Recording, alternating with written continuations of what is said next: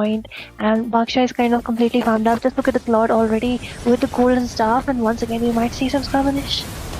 Is coming in for another invasion now. Vedran is getting chunked down. Sri falls down there. Hylos goes in for the final blow. Black Dragon emerges, but is getting a lot of damage from the air, but Happy goes down. Blazing Grid comes in. Look at the Claude. Oh my goodness. A little bit of overextension will be punishing. And now we see Koto double on. Get busted as well. The Lord still marching in, and this is not at all a Luminous Lord. It's not at all an Infernal Lord. It's a Luminous Lord. It does have the sustain. Look at it. Lord is getting all those damages, but it will get defended for sure. But the spatial migration with the proper goes in there. Look at the damage coming in from the behind. It's Kyra, but it will be a slain onto Lincoln Park. Bazooka fire! Double kill Krolo! Kyra goes down as well. That will be the inhibitor securance. And now you just have two of the members remaining. Can you defend it? All way. But that will be another stun coming in. Baksha is getting busted down. Immortality popped up. Lilia comes in for the burst. And this will be the high loss falling down. But Lilia does have some sense here. Will be taking out, but the lockdown on the base is happening. And One Soul Legacy with an epic comeback. From a deficit to a win.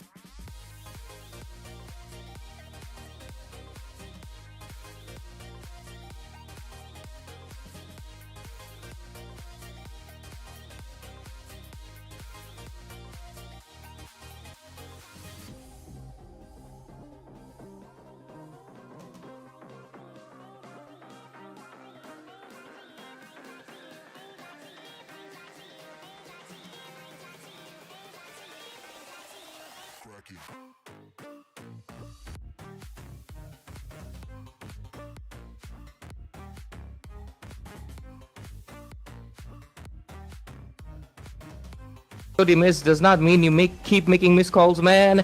You gotta lock in because it's not looking good. Masab also going with a chassis polder. I feel like they're rushing the item too much. Yeah, I mean, it's not, it's rough. What are they doing? What are you doing? Why are you clumping up like that for an Atlas and Queen's Wings is gonna be able Lapu? to save them out. Lord spawned in. I don't think she's in a position to make a steal.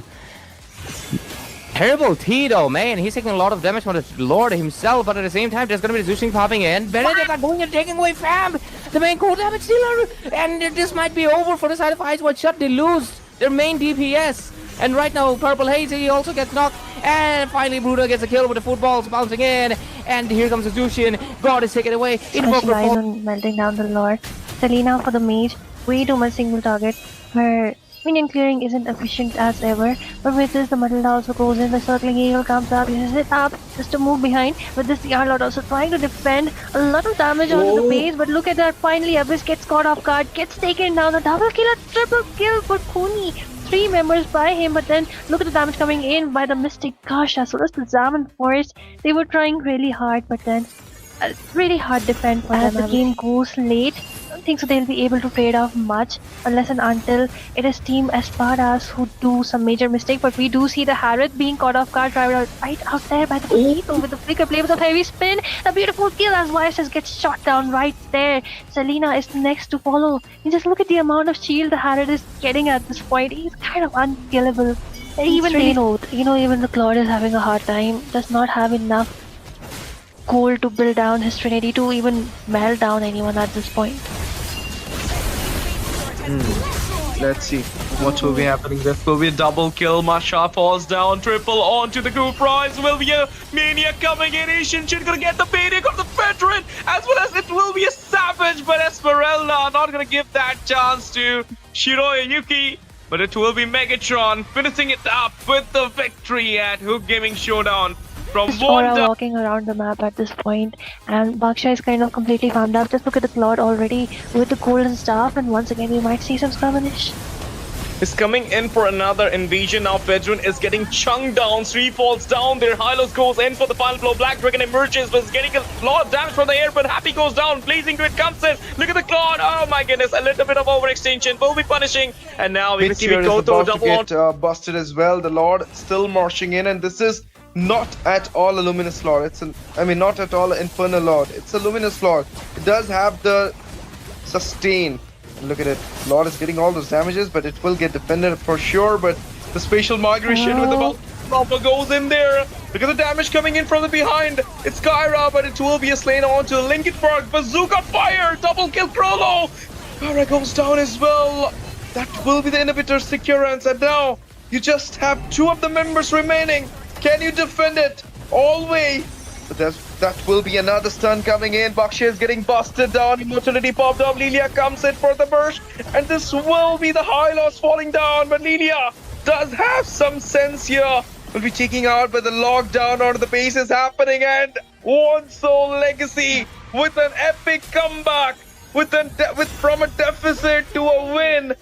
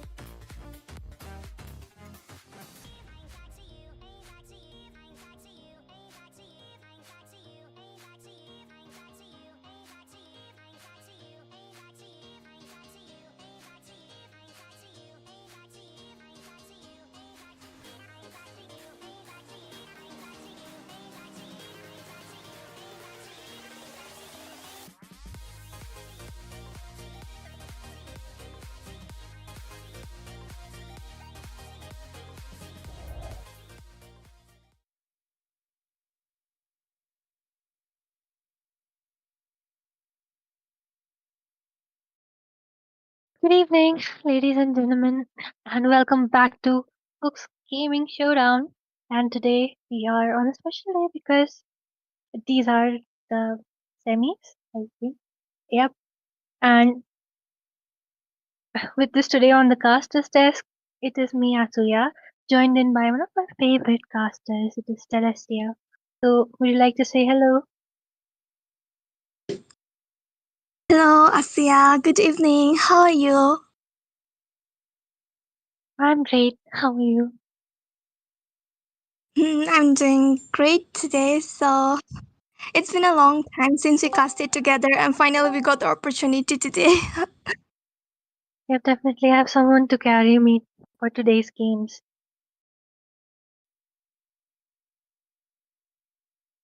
And with that, to you, we will soon be moving on to the draft phase. But speaking about that, today we have Team Nexus on the blue side going up against Team White Titans on the red side. The banning phase, though, I think it will be pretty similar, don't you think, Celestia, which we see every day in every tournament? Yes, exactly. They're gonna just ban out those meta heroes which are working really great into the SNA tiers. So the first ban it will be, yes, obviously Marshall is open, so they will ban out, and Paquito too. These two heroes are really great and they're doing so well in the land of Dawn.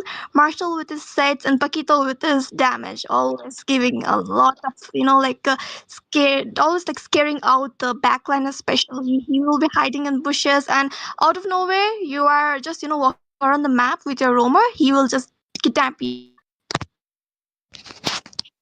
Yep, definitely a really strong hero for now. And the Valentina being banned away, maybe Team Nexus is planning on some setup heroes. Maybe they want the Carmela. Maybe AOG RWM, you never know, right? But she's a really strong counter when it comes to pulling up against a Sora. I think she's the cooldown is even lower, so kind of a perfect counter. Plus nowadays, just an EXP Valentina, since the mid lane, the room Valentina works out pretty well, pretty good utility. God being banned away, no surprise coming up. But the final two bans are there. I don't think so. They might go for Akai or maybe something like a Fredrin. It might be a marksman, maybe a carry. What do you think? Hmm. I mean, they ban out the guard, so maybe they will just make the hero pool less for the mid lane. Maybe Jushin is open still, Zayton, Kadita, or yes, even they can go for the carry if they're going for some chunky heroes.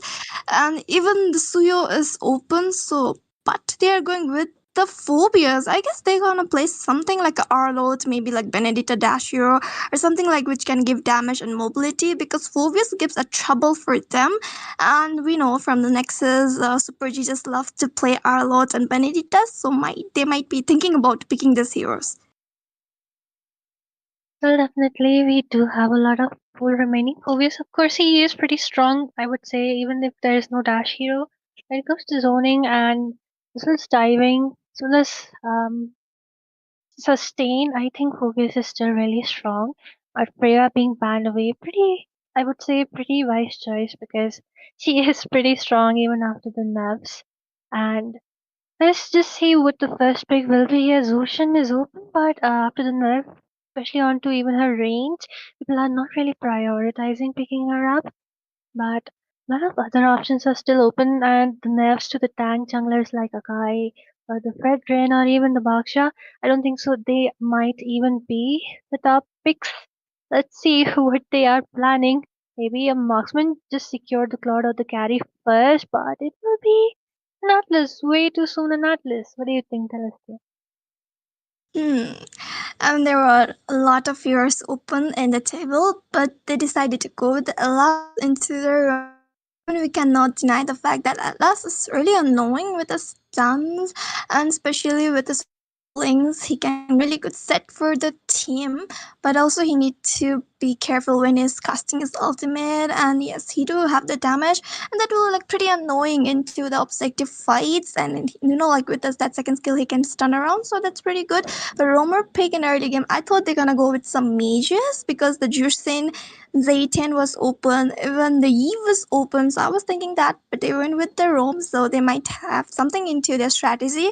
But we have to find out Void Titans, which heroes they will be going up. Okay, it's gonna be the Glue and the Joshin. She was not picked and prioritized by Nexus, so the Team Void Titans going with the Joshin. She is really amazing mage, though she has got a lot of nerfs. Still, she's working pretty well, and you just have to take care of your mana and your positioning, and you will be the most annoying for the frontliners. And especially there's Elas, so she will be giving a trouble, and there's a Glue obviously with the slam.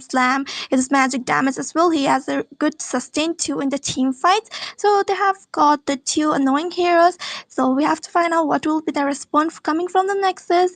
They can pick up the mage. Okay, they will be going with the Fredrin pick. It was open, but still, the team Void Titans they can go with the Bashia to give a counter out. And it will be the Kimi into the mid lane. A lot of early game pokes will be there from both of the sides.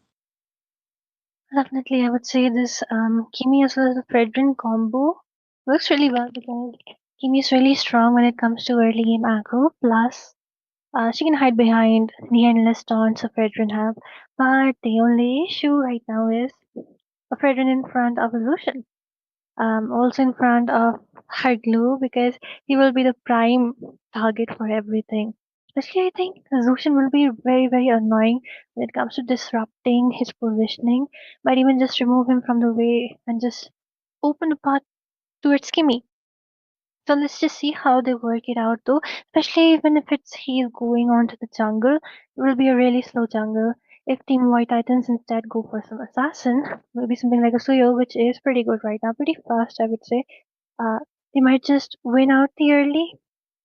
But just like I said before, just securing the marksman, the Claude is being picked up now. There will be a lot of marksman bans coming in from the side of Team White Titans. Might as well just ban away the Harith. Okay, they're going in for EXP bans. Really surprising. They could have just, shortened down the marksman pool since they already have secured one. But then again, Kimi can even go on to the gold. So kind of flex. Exactly. But I guess Kimi is better in middle lane. Like she has a good magic damage and everything, and they should go with something into their goal lane with some like goal laners. But right now we can see the EXP ban, and the next ban will be from the Nexus, the Team Void Titans. They don't have their jungler right now, and also they don't have their EXP, so they can ban out their EXP heroes. Benedita getting banned out. Maybe next will be Yuzhong. Even Arlot is open, but they are banning out the Kai, a utility jungler, getting banned out. Maybe next can be a Bashia, which can give a good counter for the Fredinella. So maybe that will be the thing that Team Nexus are just lowering down the hero pool of the jungle. And the last ban from the Team Void Titans, maybe it will be EXP or Goal, but I think they're gonna just ban out something like Harriet or even a carry is there. So they can ban out these heroes, or maybe they're just planning to make down the low hero pool of EXP only. Yep, definitely. But I think the smart option could have been just banning away the gold because Moscow is there and the carry is there, but they really wouldn't want to have the carry because a Cloud can evade. Ocean is also kind of pretty easy to evade a carry since the range is pretty small. Um, I don't know though how the glue will work. Will they send him for the roam or are they going to send him for the EXP? Because I don't think so. Glue roam is, I would say, not that intimidating. Though he can make some mark in the early, but then again, towards the late game, it will kind of fall off because right now they do not really have any crowd control. They do not have any good set makers. Meanwhile, Team Nexus already with an Atlas for spread run. I would say a lot of area crowd control, pretty much space for the Kimi as for now. But final ban coming up, Harley. I I don't know if this would if Team White Titans would have even thought of an Harley because in front of a Fredrin, Harley really doesn't work. One turn, then you're gone. Exactly. They're gonna ban out the Vasher. It was still open, and if the Void Titans takes that one, it will be a great counter. But Void Titans, they picked the Alice into the EXP, so Glue will be going to the roam only. I mean, Glue works pretty good right now into the meta. For him, the roaming is better compared to the EXP, and as well, they have the Alice to give a really good set from her ultimate. She has a sustain, and she'll be really good in laning.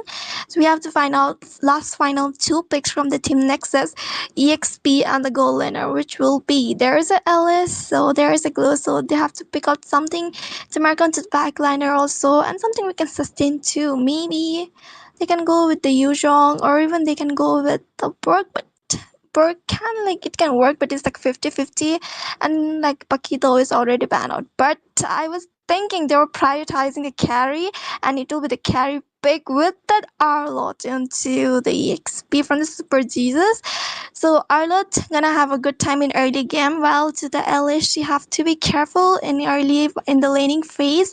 She can be good into the team fights, but Arlot damage will be a little bit of high, so in early she just need to clear up the lane and get the level 4, and should not be dying out into the team fight because she's really crucial into the objectives, and they have the carry to melt down the frontliners Kalis and Glue. So we will be having the final pick from the Void Titans. They just ignore that Vasha, and they pick up Univer. It's like a rombo combo coming in from the team Void Titans. They have the Violet Recam with that Alice giving a good crowd control, and they have the Claude too. So both of the sides have pretty good picks right now. Definitely, but Team Void Titans, they're all magic damage dealers. It's just one Claude, but Claude really needs to play it safe because there's way too much crowd control. Can't really play a bit, not even an element of bad play or a single mistake can cost the entire game because there's an alert. There's a Fredrin. There is an Atlas. So he will definitely be on the Purify, both Claude as well as the Zushin. And that, just takes away one flicker or maybe one bend. I think a flicker can be better for the Claude, but then he's forced to be with the Purify right now. Then again, he does have a lot of set makers. He has an Alice, he has a Guinevere, he even has the Glue, but Glue dives in way too much.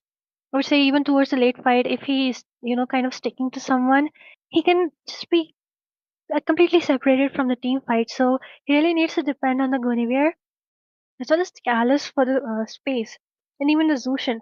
But will Harlot let him stick around? Because an Harlot can literally change the entire flow of the game for them when paired up with the amount of crowd control. The amount of infinite taunts are Fedrin as well as the stance which Atlas have.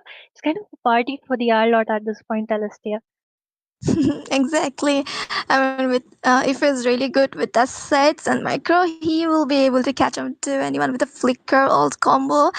And like you have to, they like just say it right now, the Glue, like he can dive into the someone, but obviously once the Glue is with the ultimate, you will try your best, like go separate ways so you won't get the damage and be safe. So like Glue will be having a good personal date with opponent, any player, especially he will be going for the jungler or maybe for like mage or a goal laner. So obviously he will be like separately away. So at that time the carry have a really high damage as well. Like me, they can easily shut it down, and one good set from Arlot can easily wipe them out. But still, the team Void Titans, they do have set makers in their hands too, and if the Univer and the Alice a combination like hits good well, so that can be a good thing for them.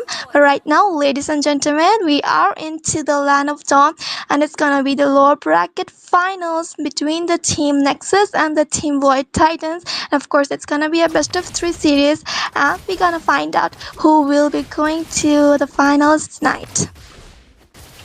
Yep, as we can already see, they're trying to shut down the pool. The Claude helping their jungler, but look at the pokes which are coming in from the Kimi. I think one of the best mid laners against the poke which comes in from the Zushin. Another option could have been the Zetian, and I think Zetian could have performed a bit better than the Zushin, but it is what it is. But for now, Cloud versus the carry will kind of suffer if she does not utilize that first skill well. So maybe just hold her horses, play a bit safe for now. But the rest of the map is going pretty fine. And Team Nexus knows that the jungler is kind of slow, and yet the stun connects. Ooh, She's really low onto the HP. The duration, the hitbox from the Kimi's first skill, it's really annoying. It can lower down the HP very fast, and that's the thing the Kimi is doing right now. And I guess they need to pack off, and yes, they need to recall both the roamer, and I guess Jushin is not recalling at this moment because she needs to farm up, but she's low onto the HP, and if the Kimi catches onto her, she can be dead, and that's not a good for an early start. The team Nexus roamer is providing a good vision, just giving an information to his jungler where the Void Titans is moving towards. And I guess onto the EXP land, there's gonna be something skirmish gonna happen because the universe is there, as well as Alice and the Glue. They're up to something to mark onto the Arlot and not let him be the level 4, and it will be the universe jumping in with the volley rocket onto the Fredrin. The mid gets fallen down. The first blood coming from the Void Titans, and we can see the Alice has a lot of sustain. The first objective can go to the Team Void Titans very easily. The Team Nexus, they don't have their jungler. The Fredrin has fallen down, and the first objective and the trade goes to the side of the Team Void. Well, of course, makes sense. Fredrin is kind of really neat. He won't be scaling as early as he used to before because the jungling speed is really slow. And this is what I was talking about right before I passed it on to you. That even knowing that Fredrin has such a slow jungle, why not help? You have a Kimi who can literally help you clear up so fast.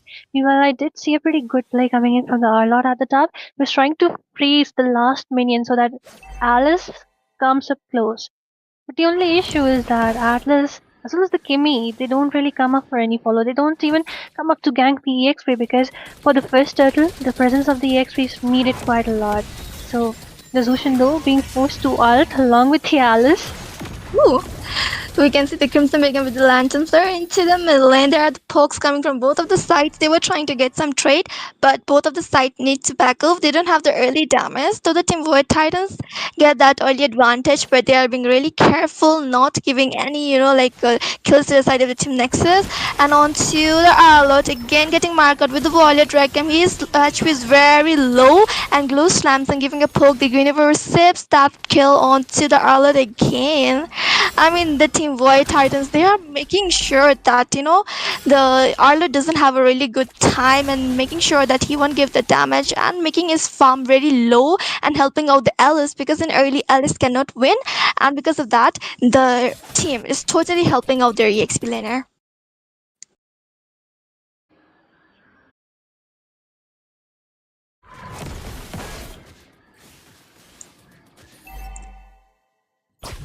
Right now it will be the second objective spawning in the river area. Early two trades already into the Team Void Titans, so it will be another contest from both of the side. So we need to find out whether the Nexus will be getting the second objective, or whether they're gonna make the same mistake again into the top lane. The Arlot is dominating and not letting the Alice to come to the team fight, and it will be an objective contest over there. The Alice comes in with the ultimate, gives a really good set with a blazing to it over there. Shut downs the Kimi, and right now the Fatal Link's connected, but the She will be just taking down the objective. Fredrin really low onto the HP. Double kill secured by the Claude as well. The Arlot has been taken down by the Guinevere. Oh my goodness. They got the 3 trades as well. They got the objective. In front of Guinevere, Fredrin is kind of struggling because once you're caught up in that complete combo of the Violet Requiem, really hard. Oh my, and with this even the carry has fallen as a perfect rotation comes in. A 4-man gank and complete sandwich. So I think Team Nexus not really having the best time of their life. Their the vision is good. They have a lot of pokes, a lot of crowd control which can actually set up a lot of CC for the Arlot, a lot of passive procs, but with this Kimi left all alone, no one can actually save her. I think she should rush the Winter Crown at least because Lou is working out pretty well at this point. Let me just look at the Guinevere once again marking the Fred. Oh my goodness, the Fatal Links gets connected over there by the last Violet Requiem. The mid survives and the Guinevere gets the shutdowns at the right time. The Super Jesus comes in to give that sight, and right now he's marking on to the backline. It will be the Jushin, but she has the mobility as well. She has the frontliner to protect her out. That was a really great save. The Guinevere types in, but the Fatal Links was really fatal. Definitely, I think they got a bit way too greedy because but though Kimi really needs to play safe because she's constantly being eyed by someone. Meanwhile, the top is kind of pushed, so Alice just decides to swap the lane at this point. because the bot is pushed and the MM can push up pretty well. And I think finally the Fred is kind of catching up. He really needs those magic defenses because Guniver is constantly marking him down, trying to slow him down, and the job is done by the Clot from behind and even the Zushan. They even have no one even has the anti-heal. Zushan might go in for it first, but she's gone in for the sky. It makes sense with the kills, 2 kills already into her hands. But I think pretty good job building prioritizing the magic defenses, the radiant armor, both from the Atlas as well as the Fredrin. But the fight with the third turtle, who do you think will get this turtle, Celestia? The Void Titans, they do have an advantage right now. The Atlas dives in trying to mark onto the backliner. Both of the Alice and the Atlas trying to give the set. Oh my goodness, a lot of utilizes of the resource, but the retribution coming from the Geniver gets the turtle as well, shut down the Arlot, and the continuous pokes are there from the Kimi, lowering down the HP, and we can say the Atlas trying to get onto someone, and the Kimi will be securing the kill over there. The Slam is there coming from the glue, but he's getting kidnapped over there. The Jushin trying her best with the lantern flare to keep her safe, but the Universe again dives and shut down the Kimi over there, and they have to back right now. Atlas is really low on to the HP as well. The goal laner and the Jushin will be shutting down the lantern flares up to the Atlas. She's not stopping there. Oh my goodness, the double kill onto the carry. Oh my, 3 kills and the objective Void Titans. Well, I think the space. Like we were thinking that Kimi as well as Carrie will have a lot of space, but somehow they are not. Because Guinevere just jumps back, the blue just dives in into the back lines. So if you do see Carrie as well as the Kimi, they really are trying to. They have to play safe, but one more Winter Crown gameplay coming up along with the blazing do it. That was such a beautiful ult with the Winter Crown at the correct time. Gets the kill as well, the Unstoppable onto the Jushin, and she prioritizing that Sky Piercer onto her. It's really giving her a lot of kills. And right now again onto the maid, the Slam coming from the glue gets onto him and he's trying his best to survive, but the Ellis will be coming up as well. He's getting pushed away by there, and we can see the Arlot coming into the team fight, but also they need to be careful because they can get easily deleted out. Arlot is getting really knocked out over there, low onto the HP. The Jushin, the Junjun will be shutting him down. Oh my goodness, the traction pulse is there, but doesn't get connected onto the Jushin, and they backs off safely. Pretty sad for them because at this point, Team White Titans have pretty good rotation, map control, and they even have the goal. And with the amount of crowd control they have, with the Alice, first the Goonie drives in onto a priority target, and if someone, especially even the Kimi, the only issue with the Kimi is that you can only lock down onto the person who is in the front. And if you do see, there's always the Alice as well as the Glue, who are just trying to take up that damage, trying to. The way they're just splitting that damage taking in from the Kimi, so I think pretty well synergy from their side. Meanwhile, I think from the side of Team Nexus, even though they're trying, there's something which is really not working out for them. The carry as well as the Kimi are not getting enough space, and at the point where they are, it's somehow like someone is at the top, someone is at the board. It's like there is a bit less synergy onto the hand. Kimi has gone in for the Sky Piercer, but it's not even charged at all. No one, not even a single anti-heal I see. Even though there is Guinevere, there is she onto the glue, and even the Claude and Alice. Why not just rush that anti-heal? That's a very weird decision they have gone for. But at this point, only 10 minutes into the game, look at the 10k gold lead, as well as the map control, even the Holy Shield being completely toppled. The Lord will be having a bit easier time, but the lane sync isn't that great though. Exactly, the Lord is there coming from the side of the Team Void Titans as the structures are falling down over here. And I do agree, Asya, that the Team Nexus, they're missing out something from the early game only. The rotation between the synergy, like the roam and the mage, their mid trio, that was not working well. Somewhere the roamer is going somewhere and their millionaire is somewhere, and as well right now we can see somewhere is onto the different sides and they are not together. They need to be at this time, but they just defend out this Lord. But the structures are all fallen down from mid to the top to the bottom, and only the inhibitors are standing out as well. The holy blessings are down, and the Team Void Titans, they're playing a really good, as they have the really good control onto their hands, onto the jungle area, the map, the macro is really into their hands, as well their micro is onto the point. The Universe, the Alice combo giving a really good crowd control. The way the Jushin and the Claude is just finishing up that, they're really good to mark onto the backliners too. The Alot is not even able to provide the set as the game is trying best, but still she doesn't have that damage.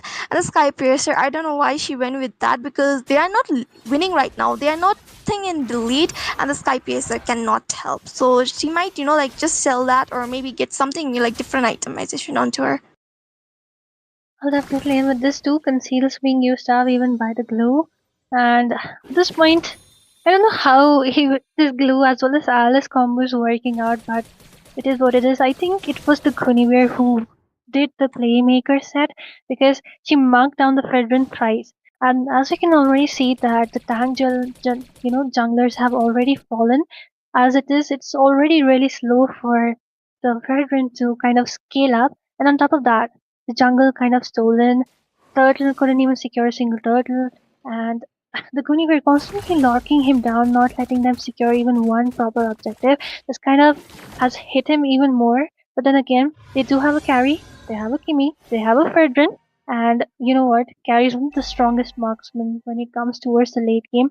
So let's just see if Team Nexus can hold it out towards the late because that's the only hope they have. Even White Titans have a Claude, but carry is a carry after all.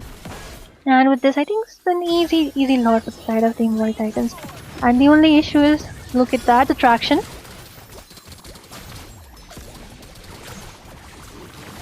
We need to back up right now, and a lot of pressure is onto the Team Nexus.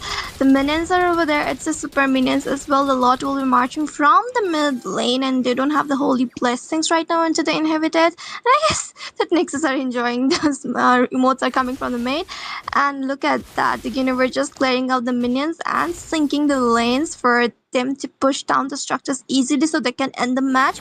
They've already a lot of advantage. Oh, and the Lord is there, and it will be another team fight breaking in as the Alice will be diving in their main initiator over there. They're trying to take down the inhibitors from all of the sides. We can see pressure from top to the mid lane, and the Team Nexus are trying to save it out, but they cannot. The inhibitor falls down from the top lane, and the lot has been cleared out. One of the inhibitor gone, but still, two are still remaining, but the pressure will be there from the side of the Team Void. Well, definitely 3 inhibitors. Okay, only 2 inhibitors remaining. The lane sync was okay, I would say it was kind of okay. They did try, they did freeze a lot towards the mid lane. But look at how annoying that Zushin is for the Fredrin. She's not letting him keep the front line, which Fred is expected to do. So I think that Fredrin pick didn't really work out well for them, and the Winnie were giving a lot of returns. As long as if we do see the carry has damage, she's already on the Trinity. She can look to melt down, but then the Zushin, if you do look at all the team fights, it's always the Zushin who's trying to catch up. Her only mark, her only, decision, her only aim is to zone away the carry. And when there's the Fred, as well as the Atlas in front and the damage dealers can't really follow up, that's where they kind of fall off. So I think that's a really big issue for them at this point. They really need to take down the Zushin first because at this point I would say even Claude isn't giving so much problem as that Zushin is. And I would say they have given up Radiant, they even have given Polren for the Claude, but who is going to give the space the carry as well as the Kimi needs? And the another point issue they are facing is like, of course Kimi works pretty good, especially pretty strong in the early, but they couldn't really utilize the strength of this Atlas and Kimi combo in the early. They didn't really rotate towards the EXP, even though the R-Lord had the minions frozen. It was forcing the Alice to come towards the front, and yet not even a single rotation. They could have taken down Alice, they could have taken the turtle pretty easily from there, but that rotation didn't really come up from them. And as a result, Alice, the way she gave that beautiful 4-set combo on the first turtle. So, Yes. the mistakes are coming in right from the early, but let's see if Team Nexus is able to hold out more enough because Carrie is steadily getting even more of her equipments, but that doesn't change the fact that even Alice as well as the Glow is tanking up. And I think Guinevere has also gone in semi-tanky, if we can see the equipments again. We have to find out when we'll see the equipments, but right now it's okay. The Guinevere is right now into the semi-tank only, and it will be the third Lord coming from their side of the Void Titans. They're starting, and I guess they can easily secure it because they have an advantage right now into their hands, and they got the Lord, and the Team Nexus have to defend out. But how much longer they can defend? That is the question mark coming from me because they already lost most of the important structures and objectives, they don't have the damage right now. They're trying their best. The carry has the damage, but it's very less, like she farmed up, but still she needs to be that much. And especially her frontliners, the fatal links is not getting connected to give that gets said. As the Fredin goes in front, you said that's true that Jushin is always there to annoy them out, and she has the Saxon damage too, and she has a good pretty frontliner, so she marks it down and she gets that kill very easily. We have seen double kills and everything. And the Nexus, it was kind of a mistake from early game, but right now they are facing the consequences of that. And Duel with the L is diving in over there. The Jushin with the Crimson Bacon with the Lantern Flare. The Jet is coming from the Kimi to give the pokes, but the inhibited will be falling down, and the minion webs are coming from all of the three sides. The Lord gets cleared up very super fast by the carry because the carry has the damage, but their best crystals gonna be from all of the sides skating very naked because all of the inhibitors are down and only the one is standing. From how much longer they can defend it, they don't have anything, no control into the map, there's no damage from their side. Only a miracle can save out the Nexus in this match. Well, definitely. Let's just see. Even though they did manage to hold out for 17 minutes, but even Team White Titans know that if Carry gets even more farm, it will be a really hard game for them. They've started freezing the lanes, but I do see a 1 versus 5. The Alice finally gets that shut down. The Allard also goes in for our Crimson Beacon being used up, and I think Team White and Titans, they will be backing off for now because they do not have a crucial member. They do not have their Alice who will be the set maker. I think finally one breather for the side of Team Nexus as they are steadily building up. Let's just look at the Atlas though. He has gone in for both Radiant as well as the Athena. That just shows how good. But the Arlord with the final slash victor! My goodness, the Blizzard Druid is coming, but the Fredrin is getting picked up by the Jushin over there. Get the call likes onto the Fredrin. The damage coming from that Claude as well. We can see the double kill coming onto the Art of the Crimson because the Lantern Flare. Jushin is not stopping over there. The Claude is over there. And right now she's marking onto the front liner. The LS will be onto the chopping block. He's not getting to recall back easily. Very low onto HP. And the Fatal Links over there. And he's running away with the second kill over there. But for how much longer? As their mid lane inhibited gets destroyed. The carry is there as well. The front line to sustain out the damage. They don't have the set maker as the Fredrin falls down. Only 2 damage together with the Atlas over the 3 of the members as well. We can see the Alice coming up. The lane pressure is there. The minions are over there. The best crystal is open wide. Alice dives in with her ultimate over there. The Winter Crown is coming from the Kimi as well. We can see the Crimson Baker with the Lantern Flare trying to mark onto someone. The Jushin is up to there. And the best crystal was wide open. The hits coming from the minions as well. The damage from the glue. The first match answer, and the winners are the Team Void Titans. That was a really shocking set, I would say, coming in from the Arlord, the Flicker combo. They managed to take down the Guinevere, a shutdown for him, but at what cost? Kimi couldn't follow up the Atlas. This carry was literally getting, like I said before, marked down by the glue. I would say really sad situation for them because that could have been a turnaround for the team fight because Alice wasn't there. There was no Guinevere, so it was kind of a 5 versus 3, and yet they lost. So really sad. That's why I said they could have gone in for a winter crown. One winter could have saved the Kimi. One winter could have saved even the carry from the glue. She wouldn't have to separate from the Atlas. I would say if the Atlas as well as the Kimi were together, something could have happened, but it is what it is. Especially even the Claude coming back, just marking down, locking down onto the base. With this, I would say pretty one match which had the potential to turn around, but I think Team Nexus they kind of got a bit, overexcited, maybe a bit over aggressive. They overcommitted towards the end.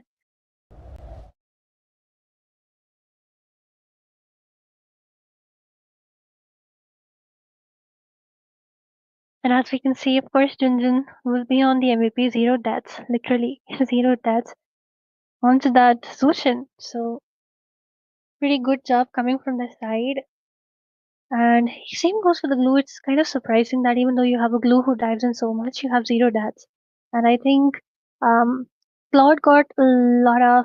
I did see a pretty good gameplay coming from him once when he got caught up in the final slash, but he was so fast to use that second skill and retreat, he didn't even have to use up that purify.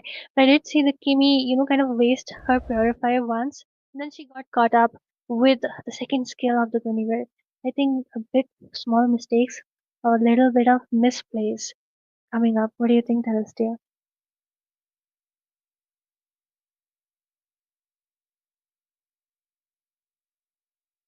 Well, I think she's facing some issue, but for now, I'll be here.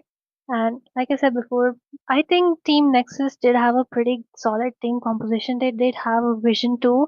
Arlott could have, literally have infinite passive resets with the taunts coming from the Fredrin and even the Arls as well as the first, second skill from the Atlas, but somehow nothing of it worked out for them as Arlott was just getting shredded down to pieces. Plus, it really doesn't matter if you dive into the backlines and you can't really kill a secure kill by yourself towards the end because then we even have the Alice who's diving in for the opponent's backline. They have the glue literally zoning away the carry, same goes with Zushin. She was just trying to zone away the carry as hard as possible, as much as possible. And even towards the late game, we had, like, literally she had 80 stacks of Sky Piercer at one point.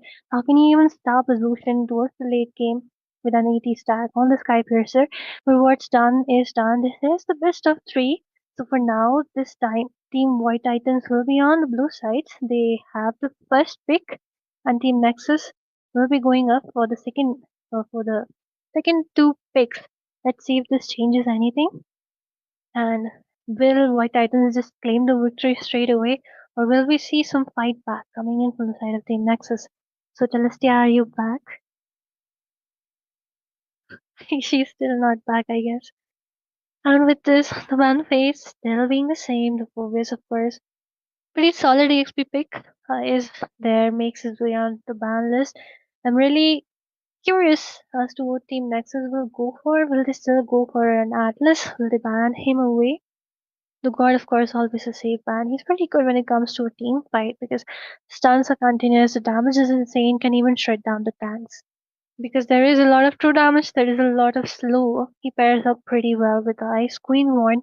So will Team Nexus go for any counterplay, maybe ban away some respect bans from the previous draft? Because I did see that the Alice as well as the Guinevere was literally being really annoying for them.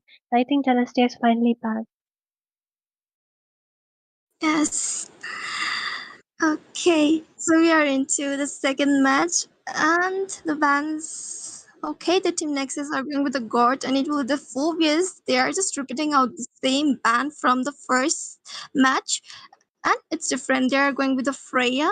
Freya having a really good time in early game. They just avoid this hero, so they won't like this hero won't be giving them a trouble into the early, and it will be the Paquito. Obviously, you cannot let this beast open because if you let him open, you get trouble coming up from the Paquito.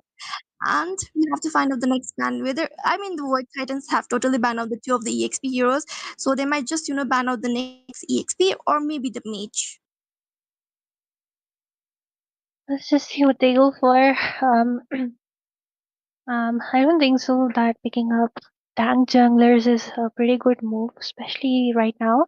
I think Kaido he works pretty good as a tank because his burst damage, which was already way too much, is I think increased even further. So as a roam, he can poke quite a lot. I think goes for the Atlas, a lot of poke. Okay, so Team White Titans just ban away the guy. I don't think so. They will pick him for the jungle because jungle is really slow, just like Baksha and Fred. They don't really work out well in the jungle. But as a tank, still a solid option. The final ban though, will it be Zushin? Because she was really really creating a lot of zones for Team White Titans. For Team Nexus, sorry. Yes, exactly. That might be a respect ban coming from the Nexus, but we have to find out what they are planning up to. And if they don't ban out the Jushin also, they need to make sure they goes with some heroes who have a high mobility, so Jushin cannot catch up to them, or like any frontliners who gives a good set, that will be trouble for them. But it will be the Marshall ban because they don't have the first pick, and letting the Marshall open also gives you a trouble. He is really good with sights. Oh my goodness! And it will be the Elas coming from the Void Titans. Yes, this time the first pick, Team White Titans just secured the Atlas, who were all a pretty good tank. And I think that makes sense for the Akai ban because one, One heavy spin from the Akai can literally disrupt a good set from an Atlas. But right now, Team Nexus, they do have a lot of options. They can secure two heroes. Sushin is open, ZTN is open. Onto the XP, they can pick up a Suyo, they can pick up a Claude, or even a carry. Let's see what they're opting for. I don't think so. They should go for Kimi though. Didn't really work out well for them. Let's see. What do you think they'll pick Celestia? I mean, they can go with some. Okay, are they going again with okay, they just pick out the Fredrin into the jungle, but this time they didn't let out the Jushin open for the side of the team Void Titans, and they prioritize that to get into their hands. So they're just making sure this lady doesn't trouble them out. Instead, it will work for them in this match. And the team Void Titans, they can go with the Eve because Eve can work good against the Jushin, and she's still open. And again, they're going with a universe. The fatal links with the Violet Requiem will be giving a lot of trouble if the Elas gets a really good set and the Universe dives in with her ultimate with the Winter Crown. It can be the end game. Three of the people can easily get taken out, and we have to find out what will be. I was thinking they're gonna go with the mage, but they prioritize the cloth again, and again we have a lot of crowd controls. No, I just have the same question. Why a Fredrin again? Why would you risk with a Fredrin again? I mean, I know you have a Zushin, who is really annoying with the Fredrin, but Zushin is not the only mage who can shut down a Fredrin. There is literally a Wooly who can shut you down. There is, I would say that even Zetian is pretty, good when it comes to taking a lot of damage. And of course, Guniver is open. We did see in the previous match how the Fredrin was literally harassed by the Guniver till he couldn't farm up, till he couldn't scale up. And yet they go in for the same thing over again. So, I don't know what they're thinking, but I think Claude was a great pick. Already secured by Team White Titans. Pretty solid draft, I would say. Guniver can even, when the Atlas gives a knockup and he gives the fatal link, Guinevere doesn't even need to use that jump. She just needs to pop up her ultimate and everyone will be CC'd by themselves. That's just the beautiful combo which comes up with an Atlas and a Guinevere. And with this, the Atlas being respect banned once again, the EXP. Because this time Team Nexus knows that Guinevere is definitely the jungle nod on the EXP side. Exactly. And the next band, it will, okay, respect for respect band coming up. It will be the Arlot and the Alice. And the last band, it will be the Eve. They ban out something that can give a little bit of trouble to the Joshin, what they have into their hands right now. They ban out the counter. And the last band coming from the team Void Titans, what will be, either it's gonna be the EXP, or they're gonna ban out some of the rumor, or they're gonna ban out. Yeah, the golden is already picked. A roamer can be ban out or an exp laner, and yes, it will be the Sora, the wind guy, the cloud guy, whatever we can say. He has a lot of damage as well, and he gives a really good set with his the cloud form into that objectifies, which is really great. And obviously if you have someone to give that great set, so they can easily get objective. So this ban out the Sora too.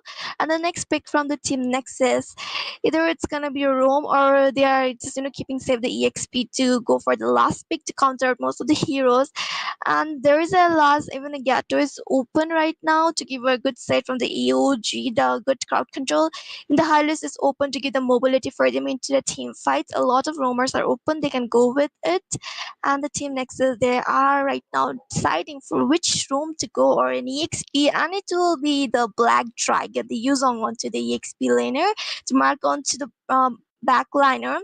And whether it's Allah's giving us setting here where he can go with that ultimate and mark onto the backlines, and he's a really good hero. But the thing is, right now the team Nexus, they have to keep one thing into their mind. The first mistake they did in the first match, not rotating towards the EXP, and because of that, the Arlott was not able to let the level 4 as well. The Fredrin gets shut down. This time, they need to make sure they rotate toward the EXP because whenever you have a Yuzhong, there is a chance, like 80% chances, there will be a first gang onto the EXP only and not letting him to be level 4, because if the Yuzhong gets level 4, it will be a win-win situation for them as well. He's really good with laning, so they have to be careful with the rotation. And the last two picks from the side of the team Void Titans, it will be the Lunox giving a really good burst damage she has, as well her light order helping out into the team fights escape it as well. They have the Lapu Lapu to give a really good, a time to the Yuzhong, because Lapu Lapu works pretty good as well. He have a really good set with his bravest fighter with the flicker combo over there. And the last pick will be Bellaric. The Wrath of the Red will be there with the Fatal Links. So right now both of the teams have completed their set with their heroes and their composition, and it's looking like from the side of the team Void Titans, they have a really good heroes to mark onto the backline, and the burst damage is there, the crowd control is there, and the Nexus, they have the sustain, they have someone to mark onto the backliner and take the control of the frontliners. Definitely both drafts kind of balanced. Both the marksmen, the late gamers, both the EXP, pretty strong right from level 4. But I think Yuzhong is even strong at level 2, at level 1. So Lapu needs to play a bit safe again till he hits that level 4. And of course, both the mages really strong right from the early. The jungler though, Fredrin needs to scale up, Guinevere doesn't. She will be going on semi-tank once again. Then I think both Addis as well as the Belric, especially up the buff, even the Belric is a pretty good tank now. If you dive in, he won't let you go out. And the damage soaking potential is also way too much. He is on a revitalize. No, he is on a flicker. A Belric on a flicker. Really, really new for me. But ladies and gentlemen, here we are into the line of dawn. This is the match 2 between the two teams. If Team Nexus loses this game too, they will be out because this is the best of 3, and Team White Titans already have one point to their name. With this Zushin just doing the Zushin things, just small pokes happening left and right. The EXP Lapu needs to play safe in the cool lane. So Claude definitely will be having a pretty good time against. But look at the skirmishes happening already in the mid lane. But against Belric, he really wouldn't want to be so aggressive because he will be the one who will, instead let you take the damage because his passive hits quite a lot. But of course, our MM needs to really be safe. Exactly, and there's a lot of heavy pokes into the mid game. Ooh, the Jushin just picking up the Bellaric over there as well. The pokes from the Lunox coming onto the mid lane, but nobody gets the trade. And look onto the EXP lane. Yuzhong have a really good advantage in early game, but I guess Lapo is already level 3 mark, and Yuzhong is onto the level 2 as the Brian will be rotating towards the EXP. The first game also he prioritized to go to the EXP, and yes, the Yuzhong is only in level 2, so he need to get a level 4, but the Lapu getting a really good laning right now is not letting the Yuzhong have a good time, as the early rotation is giving a heavy pressure onto the EXP only. So the first objective might be a little bit of trouble for the team Nexus, because the Yuzhong, okay, he's gonna hit the level 4, but the gank will be onto him, so he needs to be careful before the objective, and the objective gonna spawn in pretty soon in 2 seconds as well. The Fredrin is level 4. The Lunox will be there to give the burst damage in early games. So we have to find out who's gonna get the first objective, the Nexus or the Void. It's really sad because even in this game, just like the previous game in our Lord, he was freezing the last minion so that Lapu comes close. But somehow his team does not rotate. We can already see Team White Titans, they always look for some exchanges, but the Black Dragon has entered the fray. I think it's way too much early. Exactly, and the Black Dragon is there to zone out. The Crimson Bacon will be there with the Lantern of Flare, really good at zoning out. The mid secures the first objective as the Cloud also rotates towards the river area. The first slot is onto the Yuzhong. A one trade for the Team Void and an objective equal for both of the sides. I mean to say, one got objective, one trade, and that was a good zoning too from the Yuzhong. Yep, I think he dived in alone, and Belric should be the one diving in first, and Yuzhong kind of follow up, or at least if Yuzhong dives in, Belric should follow up. But I still think Team Nexus does have some synergy or maybe some communication which they are lacking. But look at that, the Fatal Links as well as the ultimate connects, and Kid will be taken away. Zushin trying to trade it off, but I don't think so. It's possible. Frenchen also dives in, and Dead Bomb will be taking a tank for a tank. Exactly. That was a really good set. The Fatal Links as the wallet Reckham hits to the point. They got the one kill. As well, the Jushin was able to secure the one kill onto the tanks. I mean, the Romers are doing really good with their sets. But meanwhile, in the off cam, the Yuzhong gets taken down by the Lapu.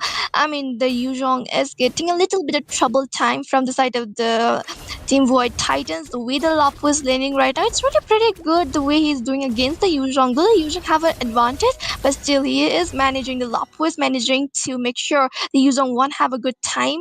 And right now into the mid area, there was a little bit of initiation, but the team Void Titans they backs off because their backup is already there and they're not letting to the team Nexus get a kill. And on to the middle there is Bellary going with the Wrath of the Rat on Oh, down. My goodness, he was already into half HP and there was something but the blazing duet coming from the cloud and the spirit of misery knocks him back, and with the really low HP he survives out, and already the Yuzhong has utilized his ultimate, and there will be a little bit of skirmish onto the ball lane. The bomb coming with the fire drain, the volley right comes, oh my goodness, gets connected over there low onto the HP, but both of the sides backs off because they know there's an objective and they just played in a really disciplined way manner because they are prioritizing to take this objective. I think they did use up a lot of ultimates because Bereric's ult will be coming back soon, but the Yuzhong does not have his ult. Meanwhile, the same goes for she, no ult. So they know that they can't really compete, but look at the Moscow. It's really surprising how the Moscow manages to take down the Cloud, but will be paying because the rotation from the Lunox is way too fast along with the Atlas, and they even using up the river, so I don't know why it's somehow Team Nexus is always, getting out rotated by the side of Team Void Titans, but it is what it is. Hyujong will be healing up. Both the XP laners doing pretty well, and nothing much will be happening. Two turtles, and yet the kill count is such that literally both the teams are on the same gold almost, just 100 or 200 cap. That doesn't even matter much. With this, they might look for another few exchanges towards the mid lane. The Atlas is always there. Zushin, you really need to back off. I mean, she is on the Purify, but a waste of a Purify is a waste at the end, and even the ultimate. But I would say that Lunox will be strong. She will be scaling towards the late game, but against the Zushin, she will still be facing a lot of issues because she wants the Chaos Assault, but Zushin will just knock her up, not let her complete her combos. So I would say the Lunox really needs to time when she's flickering in, when she's chaosing in. Meanwhile, the top lane, I don't know how the Claude gets taken down by. I Okay, the always cloud forget is his name.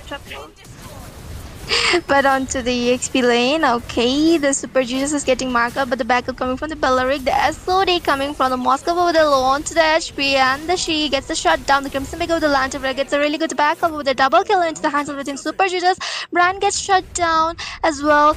Made almost took the Cloud, but right now the Blazing Duet coming from that Cloud gives a really good heavy damage, and as well we can see the objective will be theirs, and they will be backing off two of the members, the jungler as well, the roamer has been taken out, so the team Nexus will be trying their best to push down the structure and give a little bit of pressure, and the user again types in, but the date bomb will be securing the kill as well. The Junjun is looking into a trouble, the flicker pops in to survive it as well, the Bellary coming for the backup to help out his mid laner, and he is really safe as well, the Lunox, but I guess the team Void Titans, they will avoid this objective contest. It's the third turtle, also clearly in the hands of Team Nexus. Somehow, really sad, but Guinevere not really working out, I would say. When she jumps in, if she is late a bit, even a bit onto her ult, she'll just get taunted away by the Bellric, so really needs to be careful. So I would say the top lane trade is pretty equal, but the bot lane, definitely Team Nexus, slowly and steadily getting the map control into the hands. And I did see a golden staff pop up, so when the Moscow is kind of farming up, and the Atlas not having a good time in front of a Zushin S. Just look at her, the way she's zoning. Previous match, it was Team White Titans. This match, Yuzhong follow ups. But the SOD! Yes, the SOD is there, but no, the Moscow gets shut down as well. The volley trigger gets connected. There was a true damage from the turret as well. The Fredrin gets taken out. That was a really good damage. That was a really good zoner as well, the utilization. But the Uniform with her volley trigger, the ultimate was so point as well. The true damage coming from the turret, they gets taken down two of the members. I would say, yep, pretty good exchanges, but Lunax, she does have the light ult. I think that might be forced, but now she's making sure she does not waste the ultimate. As for now, the Claude not really having a good time, does not have enough gold. I would say not even a single kill, but will be farming up steadily and slowly. While just look at 5.8k gold in the hands of Moscow is building towards the DHS, and the Claude has just it's kind of almost the same. I think both of them are nearby, but DHS first in the hands of the Claude. Well, once he gets a third item, the Trinity complete, they will be packing punches. But for now, Zushin goes is the third. The second item for her is our Sky Piercer. So yep, she will be facing a lot of dishing a lot of damage, securing the last hits out there. But she did make sure that she goes in for the anti-heal first, and that's something I really admire. I would say both the Zushin has these differences, but it is what it is. For now, the Lord will be coming up. The next objective will be coming up. Let's see if Team White Titans are in a situation to compete, because there's even a Moscow against them who is pretty good when it comes to split pushing, and he has already done that towards the top. Exactly. I mean, Moscow have the advantage with this, so that he can easily join into the team fight. But it will be the Lord Dance, and here we go. The Yu Zhong over there joining out, the Blazing Druid Oh, as well. The Red is onto the point. The Volley and the killing spree coming from that Yu Zhong onto the quad as well. The dead pimps get taken out. Double kill onto the chopping block as well. The mates get taken out. Oh my goodness, the killing spree. The shutdown coming from the Jun Jun double kill. Oh my goodness, the Moscow also gets taken out by the Alas. That's a complete wiped out as well. The Lord has been secured very easily from the side of the Team Void Titans. you know, it's really unfortunate that four members got knocked up by the Lord, and when all four of them got knocked off, I think White Titans just took that opportunity. They just managed to kill down, hunt down everyone. What can I say? They did have a dream, but it's kind of ruined. We see Team White Titans making a comeback into the game. They didn't manage to secure the Lord. They will be able to open up the map, finally trade off the macro, and getting up some goals. Just look at that. So the corrosion site finally into the hands of the Lord. I think, it's working out pretty well for them. Finally, they do have a chance to trade off the counter off. The Young did try to play pretty well, but once again, I would say too early of that ult. Exactly, that was a really good set. But the way the knockoff, as I agree with you as well, the perfect utilization of those resources. The Team Void Titans, they were able to completely wipe them out as well. They secured a lot, but it has been played out very easily from the side of the Team Nexus, because it's the first lot and it's not even that level, not hitting the level 12 also. I mean the 12 minutes mark. So yes, that was kind of easy for them to clear that out. But right now the trade is looking really equal from both of the sides, and there is a little bit of 2k goal difference from the side of the Team Nexus. They're kind of a little bit back because the trade was so good from that first Lord team fight, and the Team Void Titans, they got a little bit of upper hand in the situation, and they are able to make this one. And there will be pressure from both of the sides, because the structure we are saying from top to the bottom lane, the Nexus structures are followed down, only the inhibitors are standing.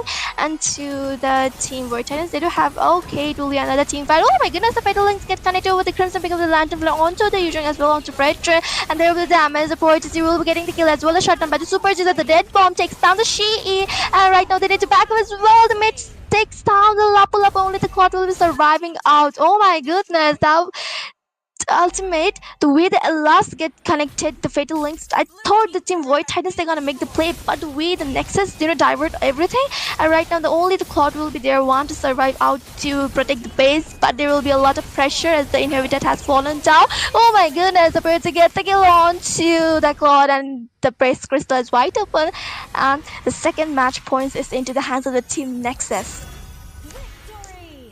One mistake towards the late game. Atlas flicker altered Fredrin. Only Fredrin. That's not something you should be looking out for, right? And Guinevere tried to Yeah. follow up along with the rest of the team members, but then the Moscow just, pins three of them down onto the wall. And once you're stunned down by the Moscow, you're not making it back alive. And that's what happened. I would say very fatal mistakes. Mistakes coming in from the side. The game they managed to grab back, get back onto the hands. They just threw it away. And of course, when two members are already down, you don't have tank, you don't have your anywhere. And of course, even the maid is kind of melting down the Lunox. She couldn't really, she is good, but they did not have enough gold for her to melt someone down. And of course, Cloud only remaining can't really do anything in between so many stunts. So I think it is what it is. Congratulations to Team Nexus. They are still into the tournament. This will be going up for a game 3. Let's see. The stakes are high. Which team gets to the third game?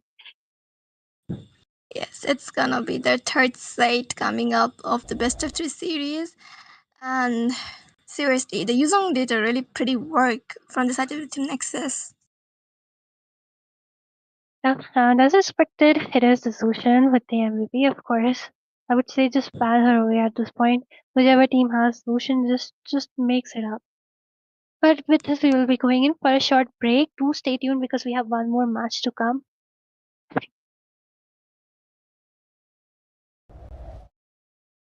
Does not mean you keep making missed calls, man. You gotta lock in because it's not looking good. Masab also going with a chassis polder. I feel like they're rushing the item too much. Yeah, I mean, it's not, it's rough, it's rough. What are they doing? What are you doing? Why are you clumping up like that for an That Queen's Atlas and Wings is gonna be able Lapu? to save them out. Lord spawned in. Guinevere, I don't think she's in a position to make a steal. Terrible Tito, man. He's taking a lot of damage from the Lord himself, but at the same time, there's gonna be the Zushing popping in. Benedict are going and taking away Fam, the main core damage dealer. And this might be over for the side of Ice White Shut. They lose their main DPS. And right now, Purple Hazy also gets knocked. And finally, Bruda gets a kill with the footballs bouncing in. And here comes the Zushin. God is taken away. Specialize on melting down the Lord. Selena for the mage. Way too much single target. Her minion clearing isn't efficient as ever. But with this, the Matilda also goes in. The circling eagle comes up, uses it up just to move behind. With this, the Arlord also trying to defend. A lot of damage onto the base. But look at that. Finally, Abyss gets caught off guard. Gets taken down. A double kill, a triple kill for Kuni. 3 members by him, but then look at the damage coming in by the Mystic Gosh, as well as the Zaman Forest. They were trying really hard, but then really hard defend for them. As the game goes late, I don't think so they'll be able to trade off much unless and until it is Team Espadas who do some major mistake. But we do see the Harith being caught off guard right out there by the Poquito with the flicker play with a heavy spin. A beautiful kill as YSS gets shot down right there. Selena is the next to follow. And just look at the amount of shield the Harith is getting at this point. He's kind of unkillable. And even they know, even the Claude is having a hard time. Does not have enough gold to build down his Trinity to even melt down anyone at this point. Let's see what will be happening. This will be a double kill. Masha falls down, triple onto the coup prize. Will be a Mania coming in. Asian Shin gonna get the Mania, got the veteran, as well as it will be a Savage, but Esmeralda not gonna give that chance to Shiroya Yuki. But it will be Megatron finishing it up with the victory at Hook Gaming Showdown. From Just Aura one walking around the map at this point, and Baksha is kind of completely farmed up. Just look at the Claude already with the golden staff, and once again we might see some skirmish. Is coming in for another invasion. Now Vedran is getting chunked down. 3 falls down. Their Hylos goes in for the final blow. Black Dragon emerges, but is getting a lot of damage from the air, but Happy goes down. Blazing Grid comes in. Look at the Claude. Oh my goodness. A little bit of overextension. Will be punishing. And now we see Vizta is Koto about to double on. get busted as well. The Lord still marching in, and this is not at all a Luminous Lord. It's not at all an Infernal Lord. It's a Luminous Lord. It does have the sustain. And look at it. Lord is getting all those damages, but it will get defended for sure. But the spatial migration with the Proper goes in there. Look at the damage coming in from the behind. It's Kyra, but it will be a slain onto Lincoln Park. Bazooka fire. Double kill Krolo. Kyra goes down as well. That will be the inhibitor securance. And now you just have 2 of the members remaining. Can you defend it all the way? And welcome back, ladies and gentlemen. Here we are with the match 3 for today. Both the teams have 1 point, so this is the match point. This point which will decide who will make it up and who will leave us at this point. And we are straight away into the draft phase. This time, once again, Team Nexus with the first pick. Team White Titans to have a chance to obtain 2 good picks. And the bans coming up, I do see 2 Paquitos. No, it's a Marcel, a Freya, and 2 Paquitos. That is, yeah. Yeah. I mean, it's just a repeat of the first, second match bans. They're just banning out those heroes. Like obviously, it's gonna be that obvious bans because they are the right now into the metas and they are the troublemaking. And yes, Paquito, I mean, he is not getting let out by any of the team. They're just making sure that this best is not out, because if he's open, he's gonna give a lot of trouble for any of the team. And okay, the Nexus ban out the Guinevere. I mean, a respect ban coming up from there because she gave a lot of trouble. The sets were so good by the Guinevere, and they're making sure the last dance, the last match, they don't get, like poked by this Guinevere anymore. Definitely high time you start giving away respect bans. The third ban, of course, being the guard. Don't really want guard Freya Paquito to be open. With this team Nexus once again with the first pick, the Zushin is open. Will will they go in for a Zushin? I am really curious. But no, they go in for a Fred instead. I don't think so. The Fred has, worked out well for them in any of the matches, because even the previous match, I think the matchmaker was definitely a Yu Zhang, because he was giving all the zone for the Fred to take away all the turtles, and yet they opt for a Fred, and I'm really really surprised at Astia.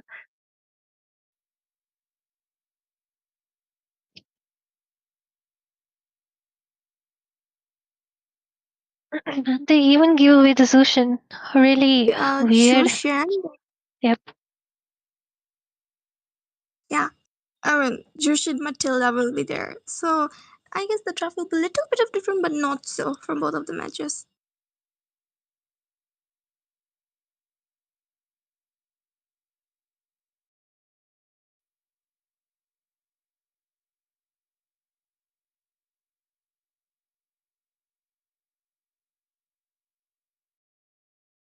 Well, Matilda, I would say she did got a recent buff. Her damage got increased.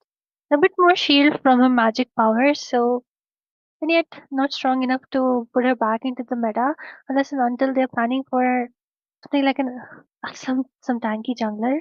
I don't know if they are going to respond with a Baksha or even an Akai, because all three of these do have kind of not good into the jungle. The speed is not much, but of course they give away the Zushin because they want the Eve. And Eve, a perfect option. She pairs up really, really well with the Fredrin. The slows are there. She gives that utility. She provides a zone where Fredrin has it easier to walk and Fredrin has it easier to catch on to anyone. So I think very good decision. She can even compete against the Zushin because she does have the second skill with the range. Also the first skill, constant procs, constant damage, constant shield, really hard to catch because the speed up is also there. And the glow being picked up, I think which whoever is the marksman or whoever, like of course the Zushin, might face some issues, but then again there is already a Matilla being picked up, so kind of a saving grace against the glue. And I do really think that if the glue starts to give a lot of trouble, they should opt for a winter ground. And the final pick being Barat's Celestia. Okay, the Barretts. I mean, it's a surprising, though we are not seeing the Barretts that much into the tournaments. We only see most of the time Suyo or Fredrin, Bashi or something like that utility, or maybe like Fanny like. But the Barretts will be a little bit new, and I guess they're onto something right now. I mean, the Barretts is a good jungler, and there's a Matilda to give a support out, but also it needs like in this meta, he needs to be a little bit played well with a good composition. So I'm a little bit worried about the Barrett's pick. But okay, the next two bans will be the goal laners coming from both of the sides. They are just making the hero plus for the goal lane because both of the respective teams doesn't have their goal laner. So it will be the carry and the quad. So next man B. Again, a goal laner only. I think Harriet will pair up really well with the Matilda. So better just ban her with a Harriet. I'm really surprised that no one has gone in for not for ban, but not even a pick of the Harriet, because he is kind of a priority alongside our. I mean, I'm sure they are going for a Harriet because Esmeralda has been banned away.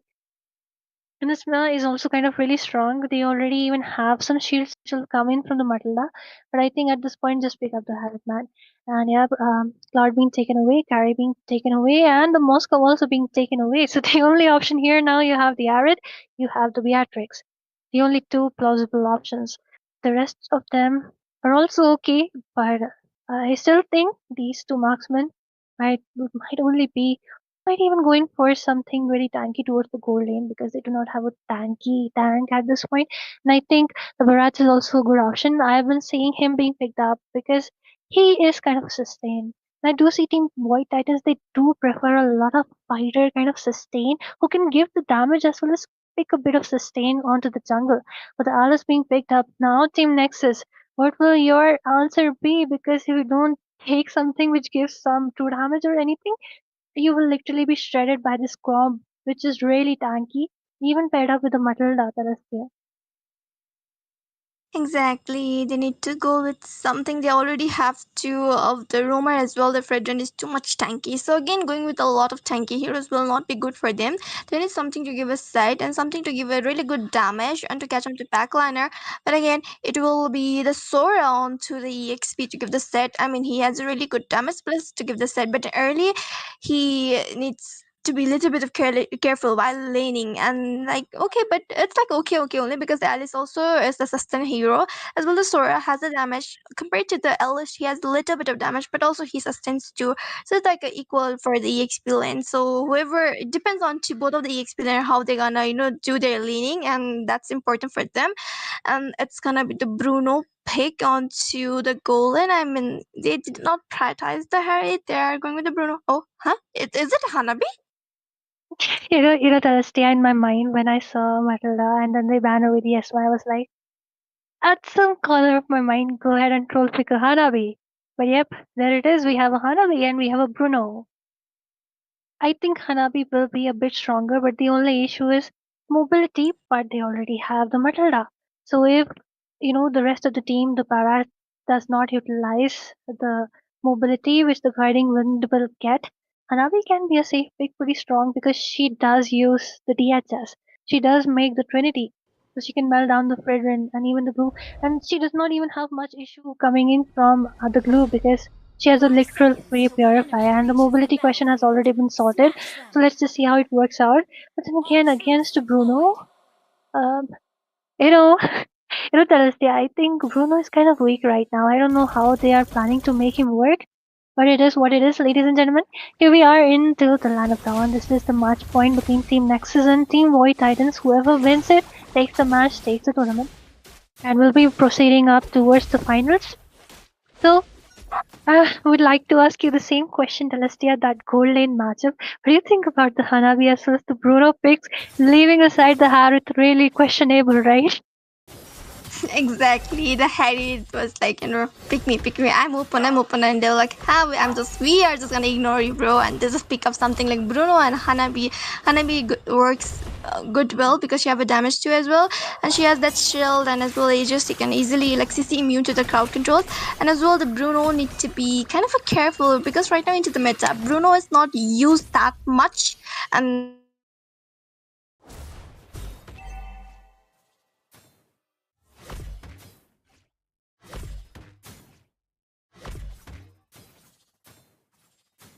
I think Celestia is having some issues. She will be back pretty soon. And yet, just like he said, Bruno isn't into the meta. The Hanabi definitely will do a bit more damage, especially because she's also onto the DHS. She has a lot of shield. And to pair up with the Matilda will work to her favor. We can already see the way she is. So Bruno really needs to move away from the minions because the more he closes up, the more damage he will take. His early game isn't enough. It's not even about the early game. He really needs really late game before he can start to pack some punches. But then again, against the Alice, against the Barat, how is a crit build Bruno supposed to do anything unless he decides to go in for some DHS? I think an Obsidia could have been a very good option because she works on the Trinity. Or, of course, the Harvest was open, but I don't know why the Bruno pick coming up. But with this, the first turtle fight is already up, and the ult from the Alice doesn't really work out the RWM. And with this, the turtle secured by Byron. Once again, she takes down Meat. Fredrin once again proving off to be not a good pick. A lot of damage coming in from the Matilda. A double pick for her, double kill. That just shows already how the glue is just running away. Patrick is running away. A triple kill for the Matilda. And we can already see that some damage gain, some damage buffs onto the Matilda is making her really strong into the early, paired up with the amount of tanks and the amount of pokes Team White Titans have. I think the Roamer getting a lot of kills makes sense. But with this, I think once again Team Nexus, the Fredrin pick, I'm really not a big fan of the Fred pick. Just the only grace I will give you is that the Eve pick alongside paired with the Fredrin works out really well, but Where are you going to go? Who is going to shred, even towards the late game, who is going to shred those tanks?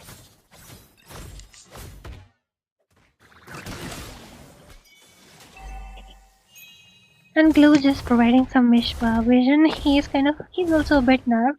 Works onto the roam, but I think against a Matilda, Glue roam will definitely not work. I think that was a really good pick. The first pick, I kind of wasted that first pick though, because no one would have paired or even picked up the Matilda. But look at the rotations, look at the rotation, and this is what a Matilda gives you. Really fast rotations. And Alice already has a first pick to rotate. Meanwhile, Hanabi, even Hanabi is rotating, taking up as much gold as possible. With this team, White Titans having a pretty good time of their life, and the Horse Claw into the hands of the Bruno, just trying to, just maybe stop this. Really sad is just that his attack speed is way too much lower than Hanabi. She can even secure that gold crab with the second skill at this point. So no use out there. But look at the two tanks, Barats, as well as the Alice, both of them giving a lot of utility, a lot of defenses. They're definitely going in right from start with magic defenses. They really don't, because I think at this point only the Glue as well as the Eve is someone who can poke them. And it's only been 4 minutes into the game. She already with the flask. The second turtle fight already up. The Glue sticks up onto the Alice.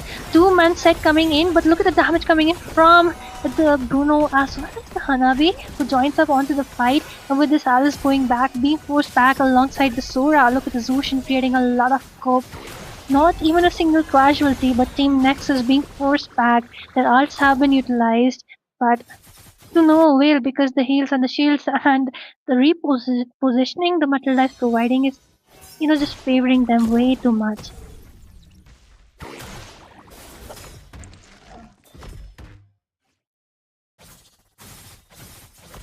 And with this, Glow just trying to poke the Barats, and I think that's as much he can do, because poking the Hanabi is not really feasible, because she does have the shield, she has a constant purify, and they even have the Matilda, so Sushin as well as the Hanabi, they are trying, playing it really safe. They have the mobility, they have the tool to reposition from the match. And Team White Titans once again just steadily farming up 2k gold cap, 2k gold lead into the hands. Bruno also just trying to get his scale, but I don't think so that he will be able to, I think if they will be able to keep the game till Bruno scales up, even then it's kind of questionable, because the Fredrin as well as the Sora are not that useful, because even if Sora goes in, gives a pretty good set, they don't really have any CCs who can follow up. And the damage, the bursts are also not enough. They only have the Eve, she's a slow poke. The Bruno really needs late game. The jungle, the Fredrin also needs late game, doesn't have much damage. And of course, the tank, the Blue is kind of a solo target. So I think the draft synergy is not really working out for them.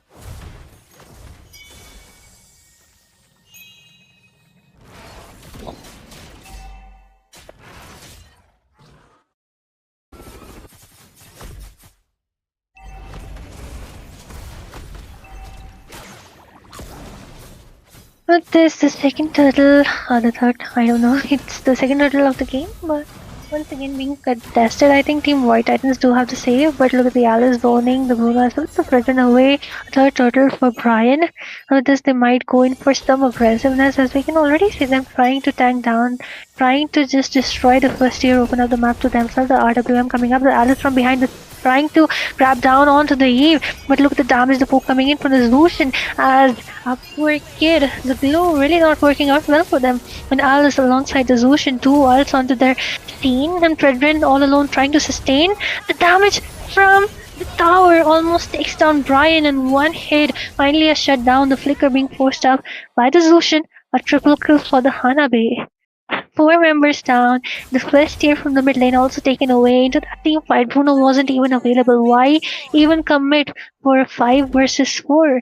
And with this, the gold lead, which was already into the hands of Team White Titans, is just progressing at this point. 23 versus 19k, almost 20k, a 3000 gold gap.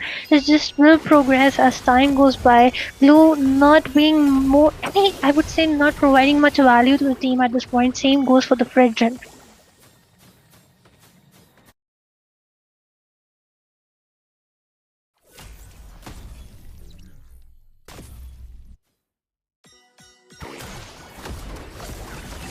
With this, the Crimson Beacon being forced by the Sora can definitely, like, he has the damage to take down the Zushin as well as the Hanabi, but the only issue is the Matilda at this point, the RWM being wasted. No set makers, like you did pick up the E, but the tank is, they literally have no set makers on, even onto the EXP. It's like the synergy issue coming in with Team Nexus once again. Look at the aggressiveness being forced up as Lion August takes down Eve. And at this point, Nanabi is way too far, 4 kills already into hand. The second tier also being thrown away. The Holy Shield might also topple down pretty soon as Team Nexus is being forced. Only 8 minutes into the game, being forced back into the inhibitor, and once again the glue into the dive lines. Why are you? Because you know at this point you do not have enough damage to take anyone down, and Matilda will be providing not only the shields, not only the mobility, she will also be providing a lot of heals as well. She's on the purifier, but then again I think she's onto the favor, and I think I have Peachy joining me. Hello, Asia. Hello, everyone. Looks like Telestia's network is a bit of a issue today, but it's okay. I hope she'll be back very soon. Look at that. As of now, Team Nexus, they will have to go into a defense mode, but at what cost? Because they have given so much onto the hands of enemies. Look at that. Even Junjun, who's taken on too much damage, is on a safe space because of the Matilda. Okay, wait a minute, kid. No, that's going to be a mega kill into the hands of Matilda. Once again, it is Team Void Titans. They are just making sure to get everything. Look, there is that Holy Shield would be a very good thing, but POTZ, he needs to farm up. His critical damage is there, but they need to save their turrets.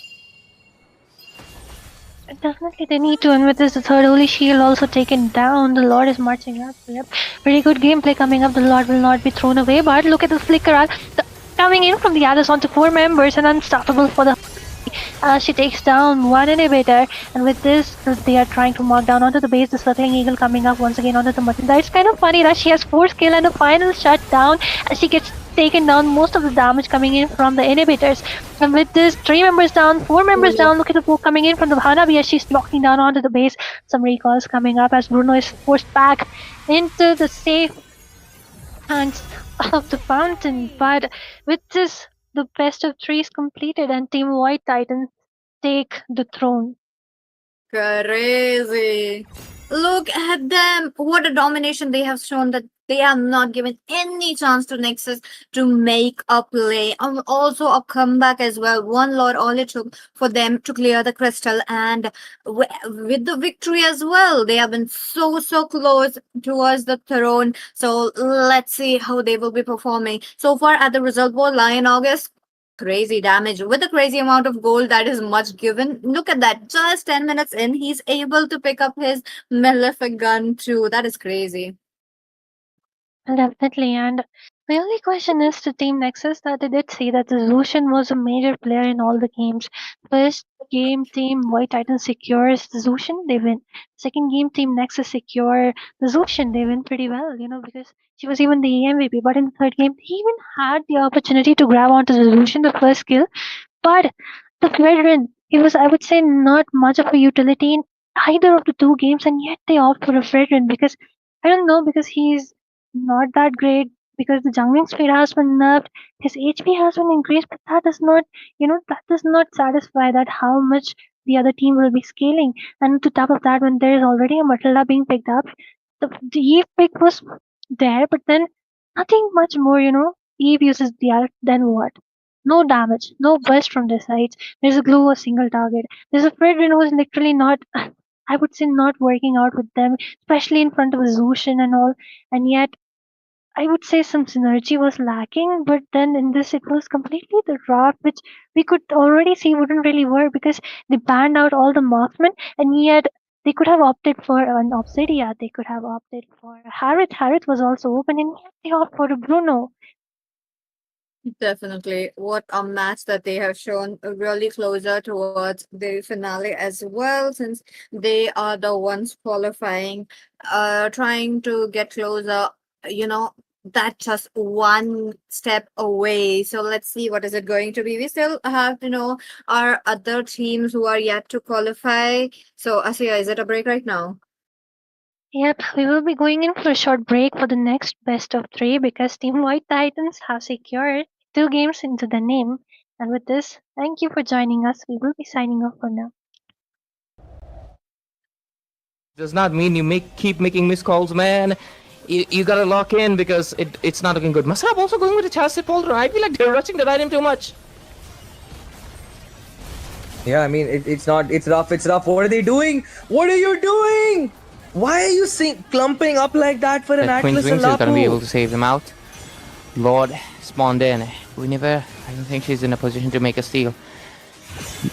Terrible Tito, man. He's taking a lot of damage from the Lord himself, but at the same time, there's gonna be the Zushing popping in. Benedict are going and taking away Fam, the main core damage dealer. And this might be over for the side of Ice Watch Shut. They lose their main DPS. And right now, Purple Hazy also gets knocked. And finally, Bruno gets a kill with the footballs bouncing in. And here comes the Zushin. God is taken away. Specialize on melting down the Lord. Selena for the mage. Way too much single target. Her minion clearing isn't efficient as ever. But with this, the Muddle also goes in. The circling eagle comes up, uses it up just to move behind. With this, the Arlord also trying to defend. A lot of damage onto the base. But look at that. Finally, Abyss gets caught off guard. Gets taken down. A double kill, a triple kill for Kuni.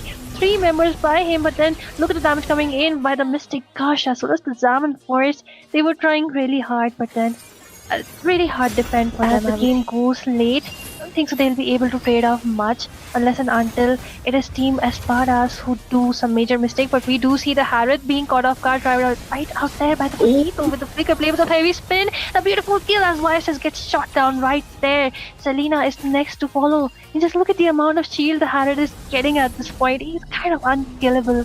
And even they know, even the Claude is having a hard time. Does not have enough gold to build down his Trinity to even melt down anyone at this point. Let's see what will be happening. This will be a double kill. Masha falls down, triple onto the group prize. Will be a Mania coming in. Asian Shin gonna get the payday of the veteran, as well as it will be a savage, but Esmeralda not gonna give that chance to Shiroya Yuki. But it will be Megatron finishing it up with the victory at Hook Gaming Showdown. From Just Aura one walking around the map at this point, and Baksha is kind of completely farmed up. Just look at the Claude already with the golden staff, and once again we might see some skirmish. is coming in for another invasion. Now Veteran is getting chunked down. 3 falls down. Their Hylos goes in for the final blow. Black Dragon emerges, but is getting a lot of damage from the air, but Happy goes down. Blazing Grid comes in. Look at the Claude. Oh my goodness, a little bit of overextension will be punishing. And now we see Mid-tier is Koto about to double on. get busted as well. The Lord still marching in, and this is not at all a Luminous Lord. Not at all an Infernal Lord. It's a Luminous Lord. It does have the sustain. And look at it. Lord is getting all those damages, but it will get defended for sure. But the spatial migration with the Proper goes in there. Look at the damage coming in from the behind. It's Kyra, but it will be a slain onto Linkin Park. Bazooka fire. Double kill Prolo. Kyra goes down as well. That will be the inhibitor securance. And now you just have 2 of the members remaining. Can you defend it all the way?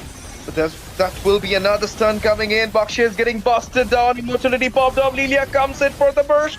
And this will be the high loss falling down. But Lilia does have some sense here.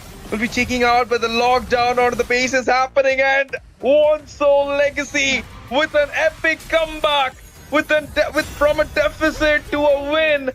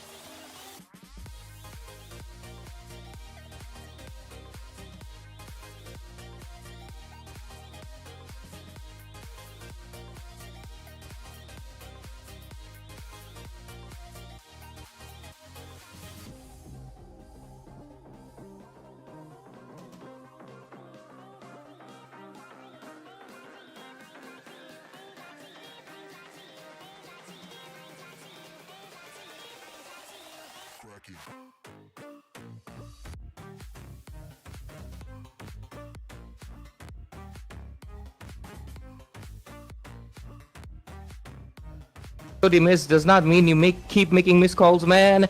You gotta lock in because it's not looking good. Masab also going with a chassis polder. I feel like they're rushing the item too much. Yeah, I mean, it's not, it's rough. What are they doing? What are you doing? Why are you clumping up like that for an That Queen's Atlas Wings is gonna be able Alapu? to save them out. Lord spawned in. I don't think she's in a position to make a steal. Terrible Tito, man. He's taking a lot of damage from the Lord himself, but at the same time, there's gonna be the Zeusing popping in. Benedict going and taking away Fam, the main core damage dealer. And this might be over for the side of Ice White Shut. They lose their main DPS. And right now, Purple Hazy also gets knocked. And finally, Bruda gets a kill with the footballs bouncing in. And here comes the Zushin. God is taken away. Specialize on melting down the Lord. Selena for the mage. Way too much single target. Her minion clearing isn't efficient as ever. But with this, the Matilda also goes in. The circling eagle comes up, uses it up just to move behind. With this, the Arlord also trying to defend. A lot of damage onto the base. But look at that. Finally, Abyss gets caught off guard. Gets taken down. A double kill, a triple kill for Kuni. 3 members by him, but then look at the damage coming in by the Mystic. Gosh, as well as the Zaman Forest, they were trying really hard, but then really hard defend for them. As the game goes late, I don't think so they'll be able to trade off much unless and until it is Team Espadas who do some major mistake. But we do see the Harith being caught off guard right out there by the Potato with the flicker play with a heavy spin. A beautiful kill as YSS gets shot down right there. Selena is the next to follow. And just look at the amount of shield the Harith is getting at this point. He's kind of unkillable. Even even the Claude is having a hard time. Does not have enough gold to build down his Trinity to even melt down anyone at this point. Let's see. What will be happening? This will be a double kill. Masha falls down. Triple onto the coup prize. Will be a Mania coming in. Asian Shin gonna get the payday of the veteran, as well as it will be a savage. But Esmeralda not gonna give that chance to Shiroya Yuki. But it will be Megatron finishing it up with the victory at Hook Gaming Showdown. From Just Aura one walking around the map at this point, and Baksha is kind of completely farmed up. Just look at the Claude already with the golden staff, and once again we might see some skirmish. is coming in for another invasion. Now Vedran is getting chunked down. 3 falls down. Their Hylos goes in for the final blow. Black Dragon emerges, but is getting a lot of damage from the air, but Happy goes down. Blazing Grid comes in. Look at the Claude. Oh my goodness, a little bit of overextension will be punishing. And now we see Mid-tier is Koto about to double on. get busted as well. The Lord still marching in, and this is not at all a Luminous Lord. It's an, I mean, not at all an Infernal Lord. It's a Luminous Lord. It does have the sustain. And look at it. Lord is getting all those damages, but it will get defended for sure. But the spatial migration with the Bumper goes in there. Look at the damage coming in from the behind. It's Kyra, but it will be a slain onto Lincoln Park. Bazooka fire. Double kill Krolo. Kyra goes down as well. That will be the inhibitor securance. And now you just have 2 of the members remaining. Can you defend it all the way? But that will be another stun coming in. Baksha is getting busted down. Immortality popped up. Lilia comes in for the burst. And this will be the high loss falling down. But Lilia does have some sense here. Will be taking out, but the lockdown on the base is happening. And One Soul Legacy with an epic comeback. From a deficit to a win.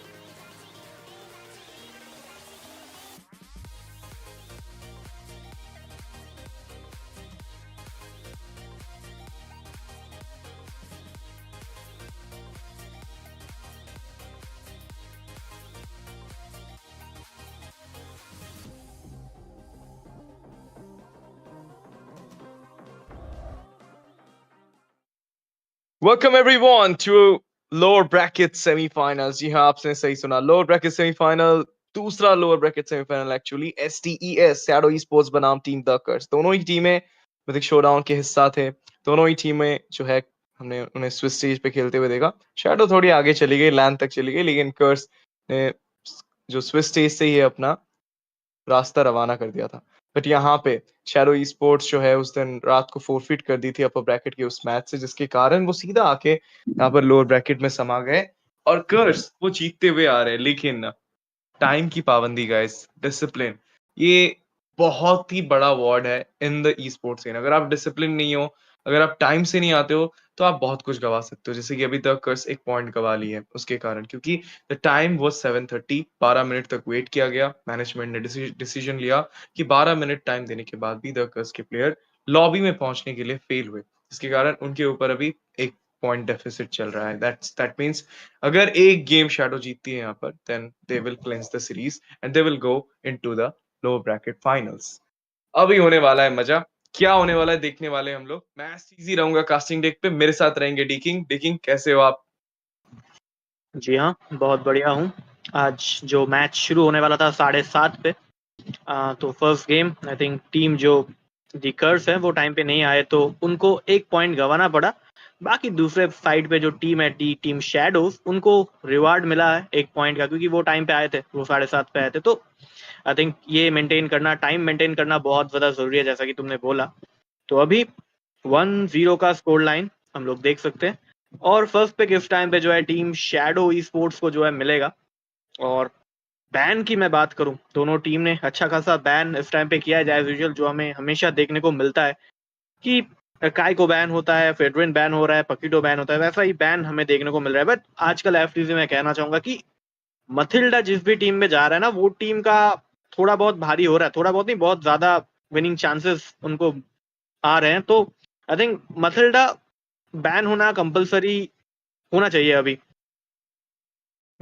देखते हैं क्या होने वाला है। फिलहाल के लिए तो शैडो की तरफ से आप देख सकते हैं कि मार्शल, फ्रेडरिन एज वेल एज इस क्या बोलते हैं उसे आप, हिरारा का बैन देखने को मिल रहा है। या हिरारा एक नई हीरो है, लेकिन इतना ज्यादा आप इसको सीन में नहीं देखते। And for hook gaming showdown playoffs वही हीरो खुला था, तो अभी सीटीएस को जो है बैन कर दिया गया है। बट यहाँ से एटलास का first pick, and the Curse के पास मौका है क्लॉड जाने का, कर्स के पास मौका है बेलेरिक जाने का। जा सकते हैं ये दोनों पिक के साथ, और एल्स गॉड भी जा सकते हैं, क्योंकि अगर आप वायोले को गॉड देते हो तो कहीं ना कहीं आप फंस सकते हो।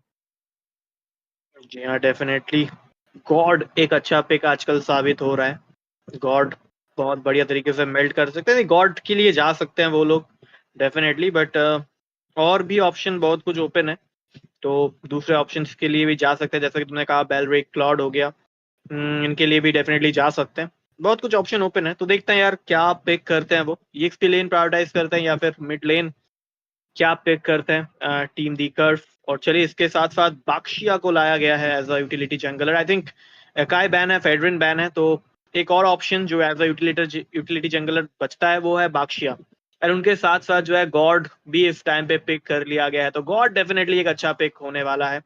गॉड नहीं दिया गया। दूसरे साइड पे फर्स्ट राउंड पे ही फैनी पिक कर लेना शैडो ई स्पोर्ट्स के लिए कितना सही है तुम्हारे हिसाब से एफटीसी, क्योंकि काउंटर पिक हो सकते हैं अभी भी। हो तो सकते हैं, but at the same time आपके पास वो सेकंड बैनिंग फेज रहेगा, जिसमें अगर वो रोमर नहीं लेते तो आप थोड़े से रोमर पे बैन कर लोगे।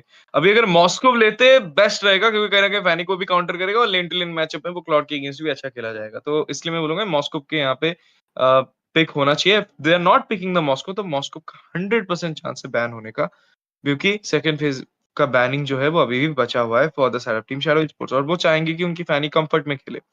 और अगर यहाँ पे आप खुफरा जैसा कुछ हीरो ट्राई करना चाहते हो, चाओ जैसा पिक ऑफ या फिर काजा जैसा पिक ऑफ लेना चाहते हो, तो आप ले सकते हो, but at the same time risk भी है। बट आपके पास दो मौका है, आइदर आप मथिल्डा के साथ जाओगे ताकि वो जंगल फार्मिंग स्पीड थोड़ा सा बढ़े बाक्शिया का, उसको हील मिले, एंड कहीं ना कहीं आप गॉड को भी टेक आउट कर सकते हो पोजीशन से, क्योंकि गॉड को यहाँ पे बहुत ज्यादा प्रॉब्लम होने वाला है। Fanny will try to seize the backline, तो अगर बैकलाइन सीज करने के टाइम अगर निकाल सकते हो वो, या फिर ये जो मैं बात कर रहा था मॉस्को, ये ऑप्शन भी आपके पास है, जी ताकि आप लेन टू लेन मैचअप में क्लॉड के अगेंस्ट जीत सकते हो। कहीं ना कहीं फैनी को भी जो है हुक कर, मतलब पिन कर सकते हो वॉल पे with the help of sphere of misery. Right now पहला फेज खत्म हो चुका है, सेकंड फेज पे आप देख सकते हैं ईव का बैन। जी हाँ, ईव का बैन करना बहुत ज्यादा जरूरी था, क्योंकि देखो ईव अगर पिक होता है तो डेफिनेटली बाक्शिया को बहुत ज्यादा दिक्कत होने वाला था। तो ईव बैन ठीक है, अभी देखते हैं और क्या बैन आता है इस पे टीम कार्स की तरफ से, क्योंकि उनके पास मेज ऑप्शन बहुत कुछ ओपन है।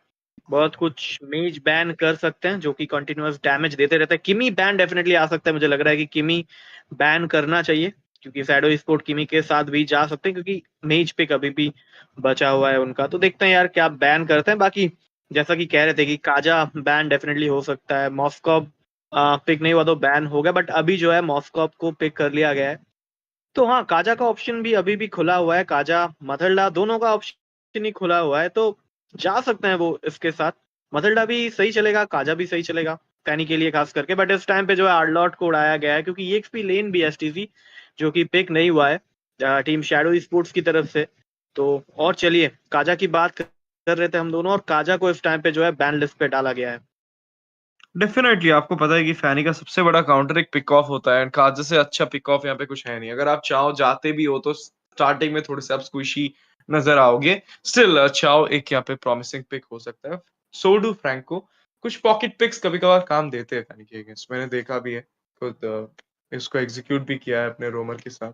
तो yeah you can try it if you want to, but अगर नहीं आप कंफर्ट पिक पे नहीं हो तो Mathilda will be the best pick here, क्योंकि आप कहीं ना कहीं पाक्षिया को एक प्रॉपर लाइक फार्मिंग स्पीड दिलाओगे, आप मॉस्को गॉड या फिर जो भी बैकलाइन आपका कैरी करेगा मैच में, उसको आप खराब सिनेरियो, खराब पोजीशन से निकाल सकते हो। तो मथल्डा पिक अगर आता है तो मैं ताजुब की बात नहीं समझूंगा, बिल्कुल भी नहीं। कटोत काचा के साथ यहाँ पर उतरती हुई team the Curse, there is a huge chance कि अभी शैडो की तरफ से एक सोरा आ सकता है डिफॉल्ट के लिए, या फिर एक बेनिडेटा के साथ भी वो जा सकते हैं, लेकिन possibility of going for something sustain for default is more, because उनके पास पहले से ही फैनी मौजूद है। अगर लॉमसांगा यहाँ पे यूटिलिटी के साथ जाते, अकाई वर्जन वगैरह के साथ, क्योंकि वो बैन है, तो डिफॉल्ट शायद से बनी पिक कर सकते थे। देखिए यहाँ पर सेट के साथ थोड़ा सा सस्टेन रहेगा, थोड़ा सा सेट रहेगा, मत यहाँ पर जाते हुए onto that Yu Zhong, and at the same time सैनसन वो गोल्ड पे क्लॉड खेलेंगे। तो बचे अभी वायोले। वायोले यहाँ पर उनके हाथों में लिलिया आ सकता है, उनके हाथों में उनका फेवरेट जो है बोल सकते हैं कि जेटियन आ सकता है। ये 2 पिक्स वो कर सकते हैं, और अगर ये दोनों नहीं तो फिर उनकी क्लासिक लूनॉक्स पिक वो हमें देखने को मिल सकती है। यहाँ क्या लग रहा है जुक्शिन का आपको? ऑप्शन भी ओपन है। आई थिंक जुक्शिन जो है वो बैन नहीं किया गया है, तो घटोत्कचा। ओके चलिए, जतिन का पिक हो चुका है इस टाइम पे। जतिन आई थिंक गॉड जब अल्टीमेट लगाता है उस टाइम पे अगर जतिन का अल्टी गिरता है तो गॉड का अल्टीमेट कैंसिल आउट हो जाता है, तो जतिन इस एक अच्छा पिक साबित हो सकता है डेफिनेटली। वो भी है। दूसरा चीज है कि आपको इनिशिएशन चाहिए। आपको, आप सिर्फ गॉड को ही नहीं रोक रहे हो, आप कहीं ना कहीं 5 बंदों को रोक रहे हो एक साथ, एंड फैनी जी उस टाइम जाके क्लियर अप कर सकते हैं, बिकॉज आप कहीं ना कहीं इनिशिएशन चाहते थे। इनिशिएशन के साथ अटलास का फैटल लिंक्स भी है, बर्स्ट भी आपके पास, इनिशियल बर्स्ट भी प्रेजेंट होता है। तो डेफिनेटली यहाँ पे बैकलाइन हिंडर करने के लिए अभी बहुत से हीरो आ चुके हैं। द कर्स यहाँ पर गुशन जंगल के साथ पधारते हुए, या फिर क्या ये गुशन कौन से लेन में जा रहा है, आई डोंट नो। लाइक मुझे ऐसा लग रहा है घटोत्कचा ईएक्सपी बाक्शिया रोम विब्जी यहाँ पे खेलेंगे गुशन जंगल। एक बहुत ही स्केप्टिकल पिक है मेरे लिए, क्योंकि थोड़ा आई सा was not I expecting think this pick to come on. या जी हाँ, गुशन एंड जी, कोई भी क्योंकि ऐसा पिक इस टाइम पे थोड़ा सा देखते हैं कैसा गेम प्ले रहता है उनका। गुशन पिक हो चुका है। आई थिंक गुशन अगर मार्क करेंगे क्लॉड को एंड जतिन को तो आई थिंक बढ़िया कम कम हो बट सकता है ये। बट बट एक जेटियन के पास पैसिव होता है। हाँ, जतिन के पास पैसिव होता है, वो थोड़ा सा दूर धकेलता है आपको। बट अगर आप किसी ना किसी तरीके से मारने की कोशिश करते हो तो आई थिंक काम बन सकता है लेट गेम में। बट उसके लिए अर्ली गेम आपको जीतना पड़ेगा, और अर्ली गेम में दूसरे साइड पे जो है वो फैनी है उनके पास। तो फैनी वही के अगेंस्ट अर्ली गेम में कैसे फाइट करोगे आप, आपका टीम कैसे फाइट करता है, वो एक देखने वाली बात है। तो चलो यार, गेम जो है वो शुरू हो चुका है। गुशन आई थिंक हाइपर हाइपर गुशन हमें देखने को मिलेगा। बाक्शिया हमें एक्सपी लेन पे देखने को मिला है। तो क्या ख्याल है बाक्शिया एक्सपी लेन पे? अ, मैं इसको बता तो नहीं पाऊंगा, बट लिटरली लाइक विब्जी बाक्शिया EXP विब्जी onto the Gusion। फार्मिंग अभी बहुत ज्यादा स्लो होने वाली है। Fanny comes in there, steel cable का इस्तेमाल, विब्जी goes in with the dagger. थोड़ा सा बच के निकल गए थे वहां पर। मदारा ने वहां पे टॉन्ट देने की कोशिश किया था, और यही प्रॉब्लम आपको दिक्कत देने वाले। और आपको मैं याद दिला देना चाहता हूँ taking and also to the viewers कि ये गेम डू और डाई है फॉर द कर्स, क्योंकि उन्होंने टाइम पे नहीं आए थे वो लॉबी पे, इसके कारण उनके ऊपर एक पॉइंट पहले से ही लग चुका है, डेफिसिट में है वो। तो डेफिनेटली बहुत प्रॉब्लम हो सकता है। Z-Team की तरफ से वो फॉलो अप आता हुआ, बर्स्ट यहाँ पर ऑन टू द ब्लिज। ब्लिज पीछे हट रहे हैं, रिविटलाइज का इस्तेमाल। जी हाँ, डेफिनेटली फर्स्ट ब्लड उधर मिल सकता था, बट अभी तक फर्स्ट ब्लड जो है वो मिला नहीं। बहुत ही लो एचपी के साथ घटोत्कचा जो है वो रिकॉल लेंगे। चलिए, गुशन लेवल 3 पे है। फैनी आई थिंक लेवल 4 होने वाला है, गुशन का भी लेवल 4 होने वाला है। गॉड को पकड़ने की कोशिश हो सकता है इधर, बट चलिए पीछे जाएंगे दोनों ही टीम। फटाफट जो है मिड का वेव क्लियर करेंगे, और टॉप की तरफ रोटेशन आता हुआ टीम शैडो स्पोर्ट्स की तरफ से टॉप पे बाक्शिया के ऊपर एक डेफिनेटली गैंग हो सकता है, या फिर गुशन के ऊपर ऑफ कैंप पे फाइट लग चुका है। गुशन फर्स्ट ब्लड हो सकता है, चांसेस हैं। गुशन का बढ़िया कॉम्बो था, बट चलिए फर्स्ट ब्लड गॉड को किया गया है। दूसरे साइड पे तो बढ़िया फैनी ने फर्स्ट किल जो है वो कर दिया है इस टाइम पे। 1-0 का score line. Team Shadow sports first blood निकालती हुए इस टाइम पे लेन कट किया जा रहा है। ड्रैगन लेन कट कर रहे हैं इस टाइम पे। ओके चलिए, पॉज इस टाइम पे किया गया है। आई थिंक छोटा सा एक पॉज मिला है, और ये पॉज किस कारण हो सकता है? एसटीसी क्या लगता है कि नेटवर्क इश्यूज? मे बी वो कुशन वाला पिक शायद से एक फंबल था, बट अभी तो हो चुका है, तो you can't change it right now. पहले से आपके ऊपर एक पॉइंट है, तो या इतना अभी तो आपने गेम खेल भी लिया है, तो आई डोंट थिंक कि ये डिसीजन रिवर्स किया जाएगा, क्योंकि स्क्रिम होता तो अलग चीज होता है, ये तो टूर्नामेंट है, तो यहाँ पे लाइक रिवर्स द डिसीजन करना थोड़ा मुश्किल रहेगा मेरे हिसाब से। तो definitely like it's not so easy to do it, but right now अभी तक मैनेजमेंट से कुछ हमें न्यूज़ नहीं मिला, तो डेफिनेटली हमें वो पहले देखना पड़ेगा कि किस लिए ये पॉज लिया गया है, किस कारण की वजह से इस पॉज को जो है मांगा गया है। I think may be network issue तो प्रॉब्लम नहीं था, बट ड्राफ्ट का नेटवर्क इशू एक प्रॉब्लम हो सकता है शायद से, उसके कारण ये हुआ है। बट ड्राफ्ट की बात करें तो फैनी डिफॉल्ट के हाथों में उनका कंफर्ट, यूजोंग लॉमसंग का भी कहीं ना कहीं कंफर्ट है, फैनी बायोले सेटियन वो भी उनका कंफर्ट है, मदारा क्लास खेल रहे हैं आजकल बहुत ज्यादा, और इन सबको छोड़ के सैनसिन को भी उनका कंफर्ट मिला है, तो एक तरीके से फुल ऑन कंफर्ट की तरफ है आज शैडो स्पोर्ट्स। मैच पॉइंट है उनके पास अभी, ड्यू टू दैट जो भी हुआ, जो प्रॉब्लम हुआ द कर्स का to reach the lobby lately. इसलिए मैं हमेशा कहता हूँ 2D बहुत काम देते हैं भाई स्पोर्ट्स में, डेडिकेशन और डिसिप्लिन। ये दोनों चीजें अगर आप लेके चल रहे हो ना, तो फिर डेफिनेटली आप स्पोर्ट्स में बहुत ज्यादा ग्रो करोगे। हाँ, कभी-कभार कुछ हो जाता है हाल-फिलहाल, लाइक प्रॉब्लम हो जाती है, बट दैट्स द थिंग ना कि प्रॉब्लम से बाहर निकल कर आपको टाइम से पहुँचना पड़ेगा, वरना ऐसे हालात आ जाते हैं, क्योंकि ये एक लो ब्रैकेट सेमीफाइनल्स था। यहाँ पे अगर आप हारते हो तो आपके पास दूसरा चांस नहीं है, आप अभी तक फाइट बैक कर रहे थे, बट अब अचानक से आप लाइक कट हो जाओगे, तो डेफिनेटली ये सारी चीज़ें बहुत हैम्पर करती है सब टीम्स को। बट राइट नाउ छोटा-सा पॉज़ लिया गया है यहाँ पर, किस वजह से लिया गया है, किस कारण से लिया गया है अभी तक वो मालूम नहीं, बट आई थिंक उसका हल जो है वो जल्दी आएगा यहाँ पर। जी हाँ, आना तो चाहिए इतने टाइम से आई थिंक, बट जो गेम की मैं बात कर रहा था, गुशन अगर गलती से पिक हुआ है तो डेफिनेटली आई थिंक गेम वैसे भी हो चुका है, 2 मिनट का गेम ऑलरेडी हो चुका है, बट देखने वाली बात है कि रेफरीज जो है, टीम मैनेजमेंट, स्पोर्ट मैनेजमेंट के जो गेमिंग के मैनेजमेंट जो है, वो क्या डिसीजन लेते हैं इस टाइम पे, वो एक देखने वाली बात है। बट अर्ली गेम में फैनी को किल मिलना, 1-0 का लीड अर्ली गेम में ही, तो अगर गेम कंटिन्यू होता है तो डेफिनेटली बहुत ज़्यादा दिक्कत का सामना करना पड़ेगा टीम कर्स को, क्योंकि ऑलरेडी वो एक गेम लूज पे है, 1-0 का स्कोर लाइन है ये BO3 का, लोअर ब्रैकेट सेमीफाइनल्स का ये गेम है, और इसमें ऑलरेडी आप पीछे हो, तो देखते हैं यार क्या सीन बनता है। जी, छोटे से ब्रेक के बाद वापस आते हैं मैनेजमेंट से कुछ खबर लेकर। तब तक के लिए आप स्टे ट्यून रहिए, जुड़े रहिए हमारे साथ।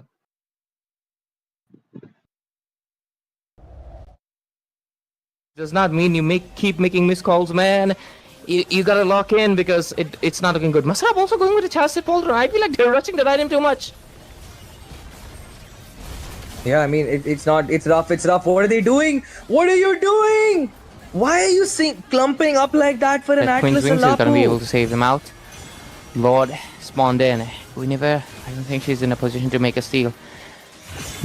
Terrible Tito, man. He's taking a lot of damage from the Lord himself, but at the same time, there's gonna be the Zeusing popping in. Benedict are going and taking away Fab, the main core damage dealer, and this might be over for the side of Eyes Wide Shut. They lose their main DPS. And right now, Purple Haze, he also gets knocked. And finally, Bruno gets a kill with the footballs bouncing in.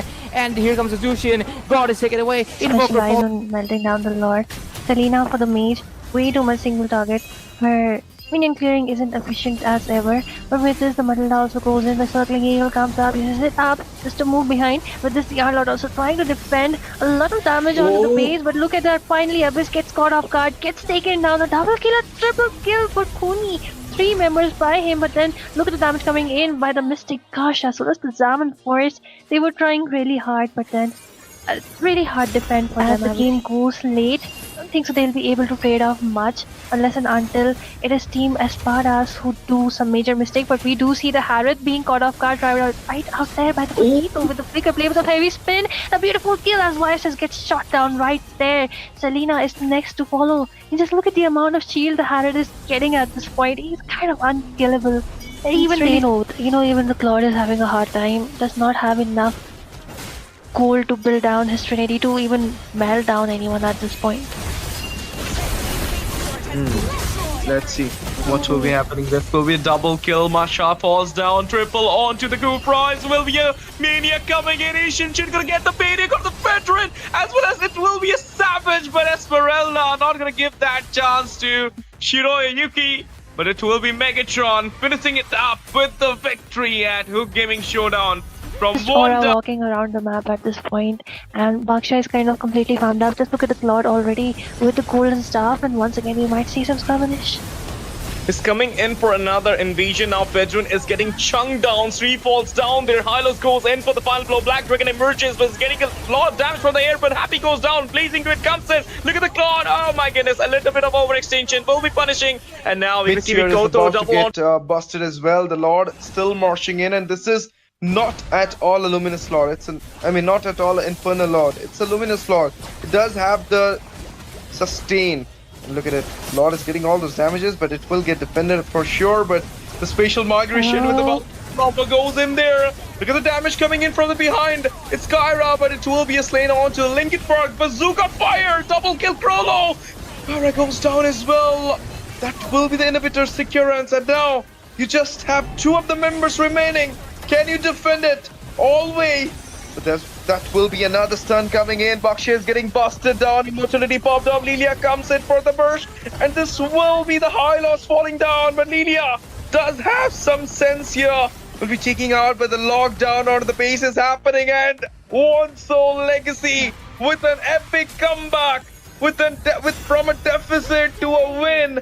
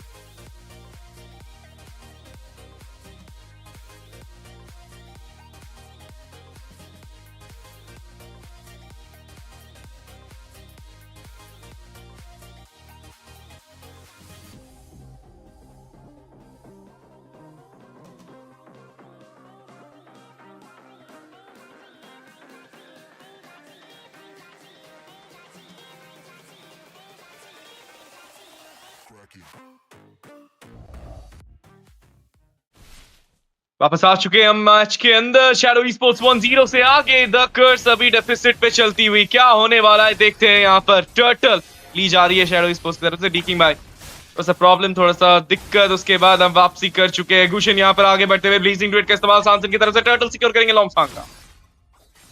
जी हाँ, turtle secure already हो चुका है और 1 किल का lead भी है। आप देख सकते हो form difference. Team Shadow esports इस टाइम पे आगे हैं। गैंक लग चुका है, गॉड के लिए खतरा होगा। जी हाँ, गॉड को इस टाइम पे डाउन किया गया है और गटो भी बहुत ही लो एचपी है। गुशन क्या खत्म करेंगे? जी नहीं, गुशन एंड गटो कचा जो है दोनों को ही खत्म किया जाएगा। 4-0 का स्कोर लाइन हो चुका है। टीम शैडो esports अच्छा खासा डोमिनेशन दिखा रहे हैं अर्ली गेम से ही। डेफिनेटली यहाँ पर 4-0 का स्कोर। आप गुशन गए थे, अभी प्रॉब्लम होगा फार्म स्पीड फैनी के हिसाब से। अगर इंडिविजुअली उसको मतलब डिक्लेयर करोगे, कहीं ना कहीं बहुत ज्यादा डिफरेंस आता है फैनी एंड गुशन के बीच में। तो यही चीज अभी दिक्कत होती हुई। ब्लैक ड्रैगन का इस्तेमाल करते हुए डिफॉल्ट आगे जाएंगे, किल सिक्योर करेंगे। Violet Default goes down as well. बहुत ही बढ़िया मिस्टिक गश का फॉलो अप वहां पे आता हुआ और टॉर्टस पॉइजन से थोड़ा सा जो है स्लो डाउन किया, लेकिन और एक बार टेक डाउन किया बिब्जी को। बिब्जी जितनी बार गिरेंगे उतनी बार उन्हें दिक्कत होने वाली है, बिकॉज गुशन को अर्ली गेम का स्नोबॉल चाहिए। टिकिंग भाई जी डेफिनेटली अर्ली गेम में स्नोबॉल चाहिए और आप देखोगे तो हेप्टासिस जो है फैनी का ऑलरेडी आ चुका है, तो अच्छा खासा डैमेज, अच्छा खासा ब्रफ डैमेज जो है मिलने वाला है और किल सिक्योर भी करेंगे। फैनी ने ऑलरेडी 2 किल सिक्योर कर लिया है, तो आई थिंक नेक्स्ट जो है बॉटम लेन की तरफ गैंग या फिर टॉप लेन की तरफ गैंग करना पसंद करेंगे फैनी। मॉस्कॉप के लिए सेटिंग किया जा रहा है। ओके हाँ, सेटिंग किया गया है मॉस्कॉप के लिए। अल्टीमेट के साथ जो है मॉस्कॉप को सीधा डाउन कर दिया गया है, कोई भी मौका नहीं दिया गया है और अच्छा खासा गेम प्ले आता हुआ टीम शैडो esports की तरफ से। वापस से 20 सेकंड्स के अंदर जो है वापस से टर्टल आने वाला है। टॉप लेन की तरफ भी डाउन किया गया है केल्विन को। तो जी। टॉप का जो गोल्ड है टावर का वो आराम से उठाया जाएगा। और अभी जो है डेमन हंटर सॉर्ड आ चुका है क्लॉड के पास, तो क्लॉड आई थिंक डेफिनेटली खतरनाक हो सकते हैं इस टाइम पे, क्योंकि डेमन हंटर सॉर्ड आ चुका है तो डैमेज भी अच्छा खासा डील करेंगे वो। और यूजोंग को भी जो है टावर का गोल्ड मिला है, तो ओके चलिए फैनी क्या खत्म करेंगे मॉस्को को। जी हाँ, मॉस्को को खत्म करेंगे, हील स्पेल भी काम नहीं आएगा, इतना ज्यादा डैमेज है इस टाइम पे फैनी का, और हील स्पेल काम आना मुश्किल है। 8-1 का स्कोर लाइन चल रहा है। डी टीम कर्स को थोड़ा डिफेंसिव डेफिनेटली खेलना पड़ेगा, क्योंकि इतना ज्यादा किल देते रहेंगे तो दिक्कत का सामना डेफिनेटली करना पड़ेगा उनको। और बफ चुराने की कोशिश था इस टाइम पे, आई थिंक कामयाब नहीं हुए हैं एट लास्ट। और टर्टल आ चुका है वापस से, तो वापस से शायद से ये टर्टल जो है टीम शैडो स्पोर्ट्स को मिलने वाला है। ओके चलिए, ओ 5 मिनट का समय और उस पे 5000 के ऊपर का गोल लीड टीम शैडो स्पोर्ट्स के पास। हर एक बफ को वो जो है यानी कि इवन लाइक कोशिश भी करने का मौका नहीं दे रहे गुशन को। तो गुशन के पास बहुत प्रॉब्लम, फार्म बिल्कुल भी नहीं हो पा रहा है। उसके जगह अगर आप इंडिविजुअली सैमसन की बात करेंगे, फैनी की बात, लॉमसंगा की बात करेंगे, वो दोनों बहुत ही ज्यादा फार्म्ड है अभी। तो मुझे रास्ता थोड़ा सा बंद दिख रहा है अभी द कर्स का। पहले से ही डेफिसिट है 1 पॉइंट उनकी गलती की वजह से, और अभी इतना ब्लंडर ड्राफ्ट के अंदर। और ये फिर द फीनिक्स सेट मिला मेगा किल सिक्योर, सूरमा goes down, blazing to it है अभी। और उसका इस्तेमाल भी सैमसन करेंगे, सिक्योर करेंगे बिब्जी के ऊपर वो किल, और structure one into the mid fall होता हुआ। 6 मिनट का समय भी नहीं हुआ है, 11-1 का वो स्कोर का लीड। गोल्ड की बात करूं उसमें 7000 लगभग बन चुके हैं टीम शैडो स्पोर्ट्स के। एंड टर्टल बब्स हर एक जगह पे मैच सिक्योरेंस everywhere is team Shadow Sports doing great. Black dragon coming in, Moskov के ऊपर वो डैमेज, किलिंग स्प्री का इस्तेमाल, यहाँ पर डिफॉल्ट को मिलेगा वो किलिंग स्प्री। ब्लैक ड्रैगन अंदर जाएंगे, Default goes down there, 3v1 situation, he got trap down easily. Structure के ऊपर स्ट्रक्चर गिरता हुआ। Shadow sports they cooking right now, they slaying right now. और एक किल यहाँ पर केल्विन, मैं बातें कर रहा हूँ और किल की बारिश हो रही है डी किंग। यहाँ बैक टू बैक किल्स हमें देखने को मिला। 13-2 का स्कोर लाइन, भले ही 2 किल उन्होंने किया है, बट क्योंकि 2 किल हुआ इसलिए है क्योंकि टीम शैडो स्पोर्ट थोड़ा एग्रेसिव खेल रहे हैं, आगे जा रहे हैं, और उसके बदौलत किल मिला है। चलिए बढ़िया अल्टीमेट, बढ़िया कॉम्बिनेशन, क्लॉड ने अल्टीमेट डाला है, क्या डाउन करेंगे? जी हाँ डाउन करेंगे और वापस भी आएंगे। 14-2 का स्कोर लाइन होता हुआ, घटोत्कचा का अल्टी गिरा जरूर था बट डाउन नहीं कर पाए। ओ पीछे जाके खत्म करने की कोशिश उस टाइम पे, मॉस्को बच जाएंगे बहुत ही लो एचपी के साथ। 14-3 का स्कोर लाइन, टावर हेबिटेड टावर क्या गिरा पाएंगे इस टाइम पे? आई थिंक पीछे जाएंगे टीम थोड़ा सा, और वापस से जो है सीधा जो है लॉर्ड की तरफ जाना पसंद करेंगे इस टाइम पे, क्योंकि टर्टल फार्म डिफरेंस अगर आप देखोगे तो बहुत ज्यादा है इस टाइम पे। टर्टल लेने की जरूरत है क्या? गुशन क्या डाउन कर पाएंगे? जी नहीं, डाउन नहीं कर पाएंगे। बढ़िया टाइम पे बढ़िया फ्लिकर का इस्तेमाल, और गुशन को धराशायी करेंगे इस जगह पे क्लॉड। तो 15-3 का स्कोर लाइन है एसटीजी। फिर भी देखिए मतलब इवन दो थोड़े से ट्रेड वहां पे मिले, थोड़ा सा आपने बाउंटी छीना, बट स्टिल आपके ऊपर वो 8000 9000 का गोल लीड अभी भी शैडो स्पोर्ट्स की तरफ से। हर एक स्ट्रक्चर गिर चुका है, 7-8 मिनट के अंदर ये गेम खत्म होने के कगार पे आ चुका है। Mid tier 1 about to fall down, हार मान चुकी है द कर्स यहाँ पे। पहले से ही डेफिसिट है 1 पॉइंट, उसके बाद वो नेट की प्रॉब्लम। लेकिन इंटीग्रिटी ऑफ टूर्नामेंट ये कहता है टीकिंग की हमें रूल्स के साथ ही जाना पड़ेगा। You can't go for a restart, you can't go for a redraft kind of thing. ऐसा नहीं होता है टूर्नामेंट पे, आप चीजों को कभी बदल नहीं सकते। हाँ डेफिनेटली अगर टेक्निकली हम बदल सकते थे तो हो सकता था, बट ऐसा भी कुछ है नहीं हमारे पास स्विच। तो अब जो है उसी रिसोर्स के साथ ही हमें खेलना पड़ता है। एंड इसी के साथ शैडो स्पोर्ट्स ने हुक गेमिंग शोडाउन का सबसे फास्टेस्ट गेम कंप्लीट किया है। 8 मिनट 16 सेकंड के अंदर जो है कंप्लीट किया और स्लॉट ऑन किया अपने फाइनल्स का, जो कि लोअर ब्रैकेट फाइनल जो होने वाला है 9 बजे। सुंदरता पूर्वक ये गेम, सुंदरता पूर्वक ये डोमिनेशन उनके तरफ से। थोड़ी सी गलतियां, थोड़ी सी आई मीन आप बोल सकते हैं टेक्निकी गलतियां, उसके बाद थोड़ी सी कोई हार से नहीं पड़ी।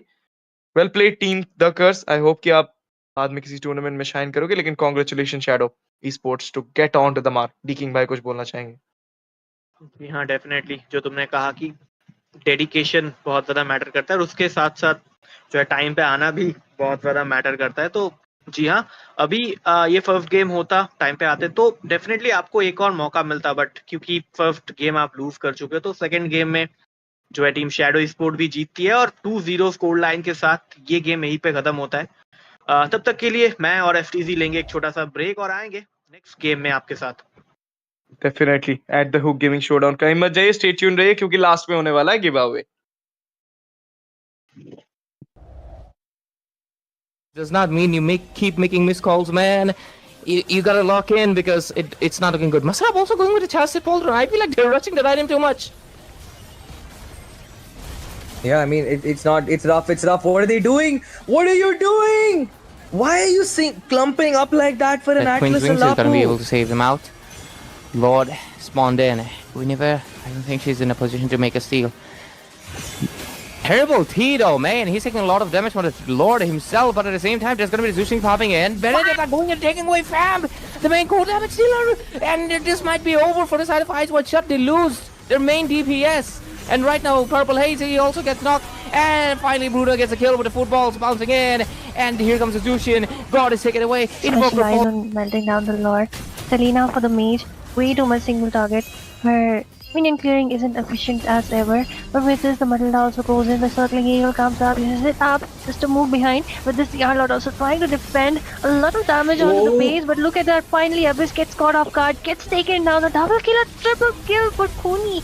3 members by him, but then look at the damage coming in by the Mystic. Gosh, as well as the Zaman Force, they were trying really hard, but then really hard defend for them. As the game goes late, I don't think so they'll be able to trade off much unless and until it is Team Espadas who do some major mistake. But we do see the Harrod being caught off guard right out there by the Poquito with the flicker play with a heavy spin. A beautiful kill as YSS gets shot down right there. Selena is next to follow. And just look at the amount of shield the Harrod is getting at this point. He's kind of unkillable. Even they know, even the Claude is having a hard time. Does not have enough gold to build down his Trinity to even melt down anyone at this point.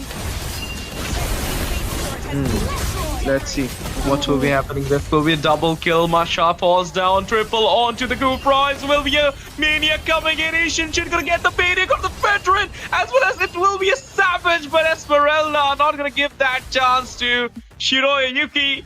But it will be Megatron finishing it up with the victory at Hook Gaming Showdown.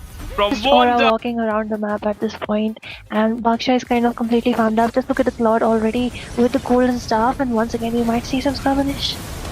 Is coming in for another invasion. Now Bedouin is getting chunked down. 3 falls down. Their Hylos goes in for the final blow. Black Dragon emerges, but is getting a lot of damage from the air, but Happy goes down. Blazing Grid comes in. Look at the Claude. Oh my goodness. A little bit of overextension will be punishing. And now we see Koto double on. Busted as well. The Lord still marching in, and this is not at all a Luminous Lord. Not at all an Infernal Lord. It's a Luminous Lord. It does have the sustain. Look at it. Lord is getting all those damages, but it will get defended for sure. But the spatial migration with the proper goes in there. Look at the damage coming in from the behind. It's Kyra, but it will be a slain onto Lincoln Park. Bazooka fire! Double kill Crollo! Kyra goes down as well.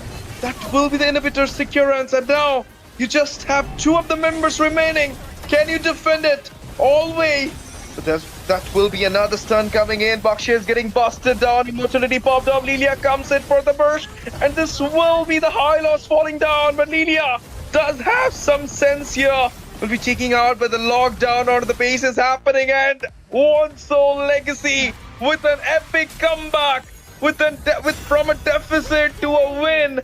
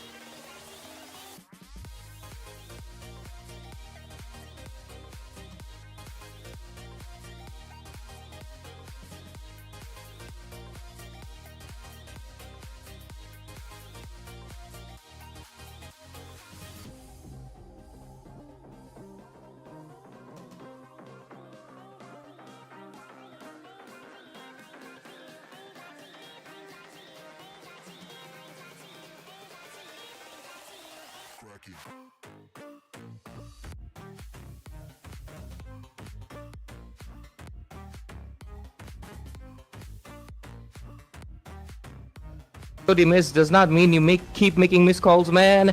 You gotta lock in because it's not looking good. Masrab also going with a chassis Polder. I feel like they're rushing the item too much. Yeah, I mean, it's not, it's rough, What are they doing? What are you doing?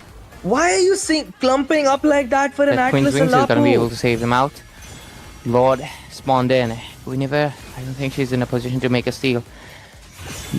Terrible Tito, man. He's taking a lot of damage from the Lord himself, but at the same time, there's gonna be the Zushing popping in. Benedict are going and taking away Fam, the main core damage dealer, and this might be over for the side of Eyes Wide Shut. They lose their main DPS. And right now, Purple Hazy also gets knocked. And finally, Bruder gets a kill with the footballs bouncing in. And here comes the Zushin. God is taken away. Specialize on melting down the Lord. Selena for the mage. Way too much single target. Her minion clearing isn't efficient as ever. But with this, the Matilda also goes in. The circling eagle comes up, uses it up just to move behind. With this, the Arlord also trying to defend. A lot of damage onto the base. But look at that. Finally, Abyss gets caught off guard. Gets taken down. The double kill, a triple kill for Kuni. 3 members by him, but then look at the damage coming in by the Mystic Kasha. So that's the Zaman Forest. They were trying really hard, but then really hard defend for them. As the game goes late, I don't think so they'll be able to trade off much unless and until it is Team Espadas who do some major mistake. But we do see the Harith being caught off guard right out there by the Potato with the flicker play with a heavy spin. A beautiful kill as YSS gets shot down right there. Selena is next to follow. And just look at the amount of shield the Harith is getting at this point. He's kind of unkillable. Even they know, even the Claude is having a hard time. Does not have enough gold to build down his Trinity to even melt down anyone at this point. Let's see what will be happening. This will be a double kill. Masha falls down. Triple onto the group prize. Will be a Mania coming in. Asian Shin gonna get the payday of the veteran, as well as it will be a Savage, but Esmeralda not gonna give that chance to Shiroya Yuki. But it will be Megatron finishing it up with the victory at Hook Gaming Showdown. From Just Aura walking around the map at this point, and Baksha is kind of completely farmed up. Just look at the Claude already with the golden staff, and once again we might see some skirmish. Is coming in for another invasion. Now Bedouin is getting chunked down. 3 falls down. Their Hylos goes in for the final blow. Black Dragon emerges, but is getting a lot of damage from the air. But Happy goes down. Blazing Grid comes in. Look at the Claude. Oh my goodness. A little bit of overextension will be punishing. And now we see Koto double on. Busted as well. The Lord still marching in, and this is not at all a Luminous Lord. It's not at all an Infernal Lord. It's a Luminous Lord. It does have the sustain. And look at it. Lord is getting all those damages, but it will get defended for sure. But the spatial migration with the proper goes in there. Look at the damage coming in from the behind. It's Kyra, but it will be a slain onto Lincoln Park. Bazooka fire. Double kill Krolo. Kyra goes down as well. That will be the inhibitor securance. And now you just have 2 of the members remaining. Can you defend it all the way? But that will be another stun coming in. Baksha is getting busted down. Immortality popped up. Lilia comes in for the burst. And this will be the high loss falling down. But Lilia does have some sense here. Will be taking out, but the lockdown onto the base is happening. And One Soul Legacy with an epic comeback. From a deficit to a win.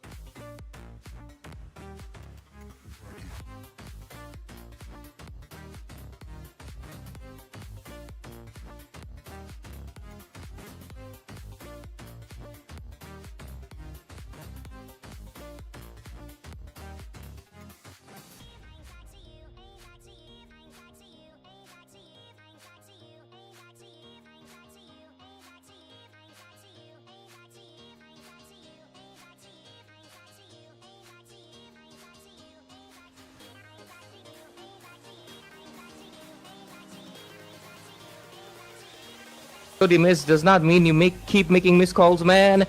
You gotta lock in because it's not looking good. Masab also going with a chassis Polder. I feel like they're rushing the ride him too much.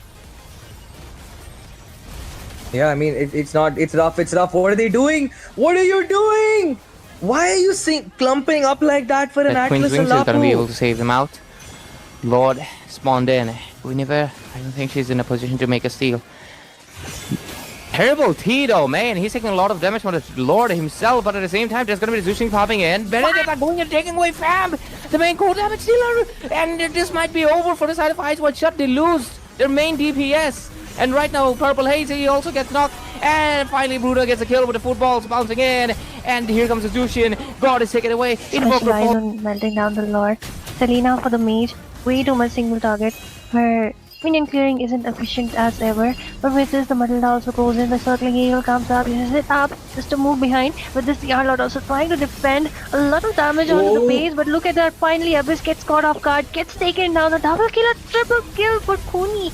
3 members by him, but then look at the damage coming in by the Mystic. Gosh, as well as the Zaman Forest, they were trying really hard, but then really hard defend for them. As the game goes late, I don't think so they'll be able to trade off much unless and until it is Team Espadas who do some major mistake. But we do see the Harith being caught off guard right out there by the Potato with the flicker play with a heavy spin. A beautiful kill as YSS gets shot down right there. Selena is the next to follow. And just look at the amount of shield the Harith is getting at this point. He's kind of unkillable.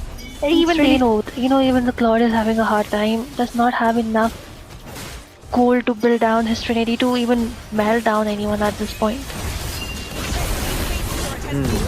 Let's see what will be happening. This will be a double kill. Masha falls down, triple onto the group prize. Will be a Mania coming in. Ishinshin gonna get the baiting of the veteran, as well as it will be a savage, but Esmeralda not gonna give that chance to Shiroya Yuki. But it will be Megatron finishing it up with the victory at Hook Gaming Showdown. From Aura walking around the map at this point, and Baksha is kind of completely farmed up. Just look at the Claude already with the golden staff, and once again we might see some skirmish. Is coming in for another invasion. Now Vedran is getting chunked down. 3 falls down. Their Hylos goes in for the final blow. Black Dragon emerges, but is getting a lot of damage from the air. But Happy goes down. Blazing Grid comes in. Look at the Claude. Oh my goodness. A little bit of overextension will be punishing. And now we see Koto double on. Get busted as well. The Lord still marching in, and this is not at all a Luminous Lord. It's not at all an Infernal Lord. It's a Luminous Lord. It does have the sustain. Look at it. Lord is getting all those damages, but it will get defended for sure. But the spatial migration with the Alpha goes in there. Look at the damage coming in from the behind. It's Kyra, but it will be a slain onto Lincoln Park. Bazooka fire! Double kill Krolo! Kyra goes down as well. That will be the inhibitor securance. And now you just have 2 of the members remaining. Can you defend it all the way? But that will be another stun coming in. Baksha is getting busted down. Immortality popped up. Lilia comes in for the burst. And this will be the high loss falling down. But Lilia does have some sense here. Will be taking out, but the lockdown on the base is happening. And One Soul Legacy with an epic comeback. From a deficit to a win.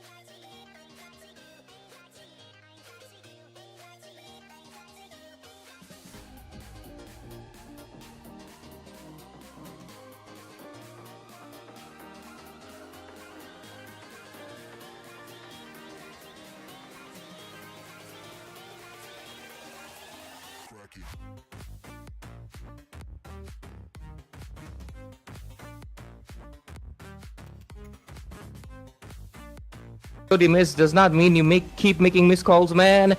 You gotta lock in because it's not looking good. Masab also going with a chassis folder. I feel like they're rushing that item too much. Yeah, I mean, it's not, it's rough, What are they doing? What are you doing? Why are you clumping up like that for an Queen's Atlas Wings and is gonna be able Lapu? to save them out. Lord spawned in. I don't think she's in a position to make a steal. Terrible Tito, man. He's taking a lot of damage from the Lord himself, but at the same time, there's going to be the Zushing popping in. Benedict going and taking away Fam, the main core damage dealer. And this might be over for the side of Eyes Wide Shut. They lose their main DPS. And right now, Purple Hazy also gets knocked. And finally, Bruno gets a kill with the footballs bouncing in. And here comes the Zushin. God is taken away. Invoker Specialize on melting down the Lord. Selena for the mage, way too much single target.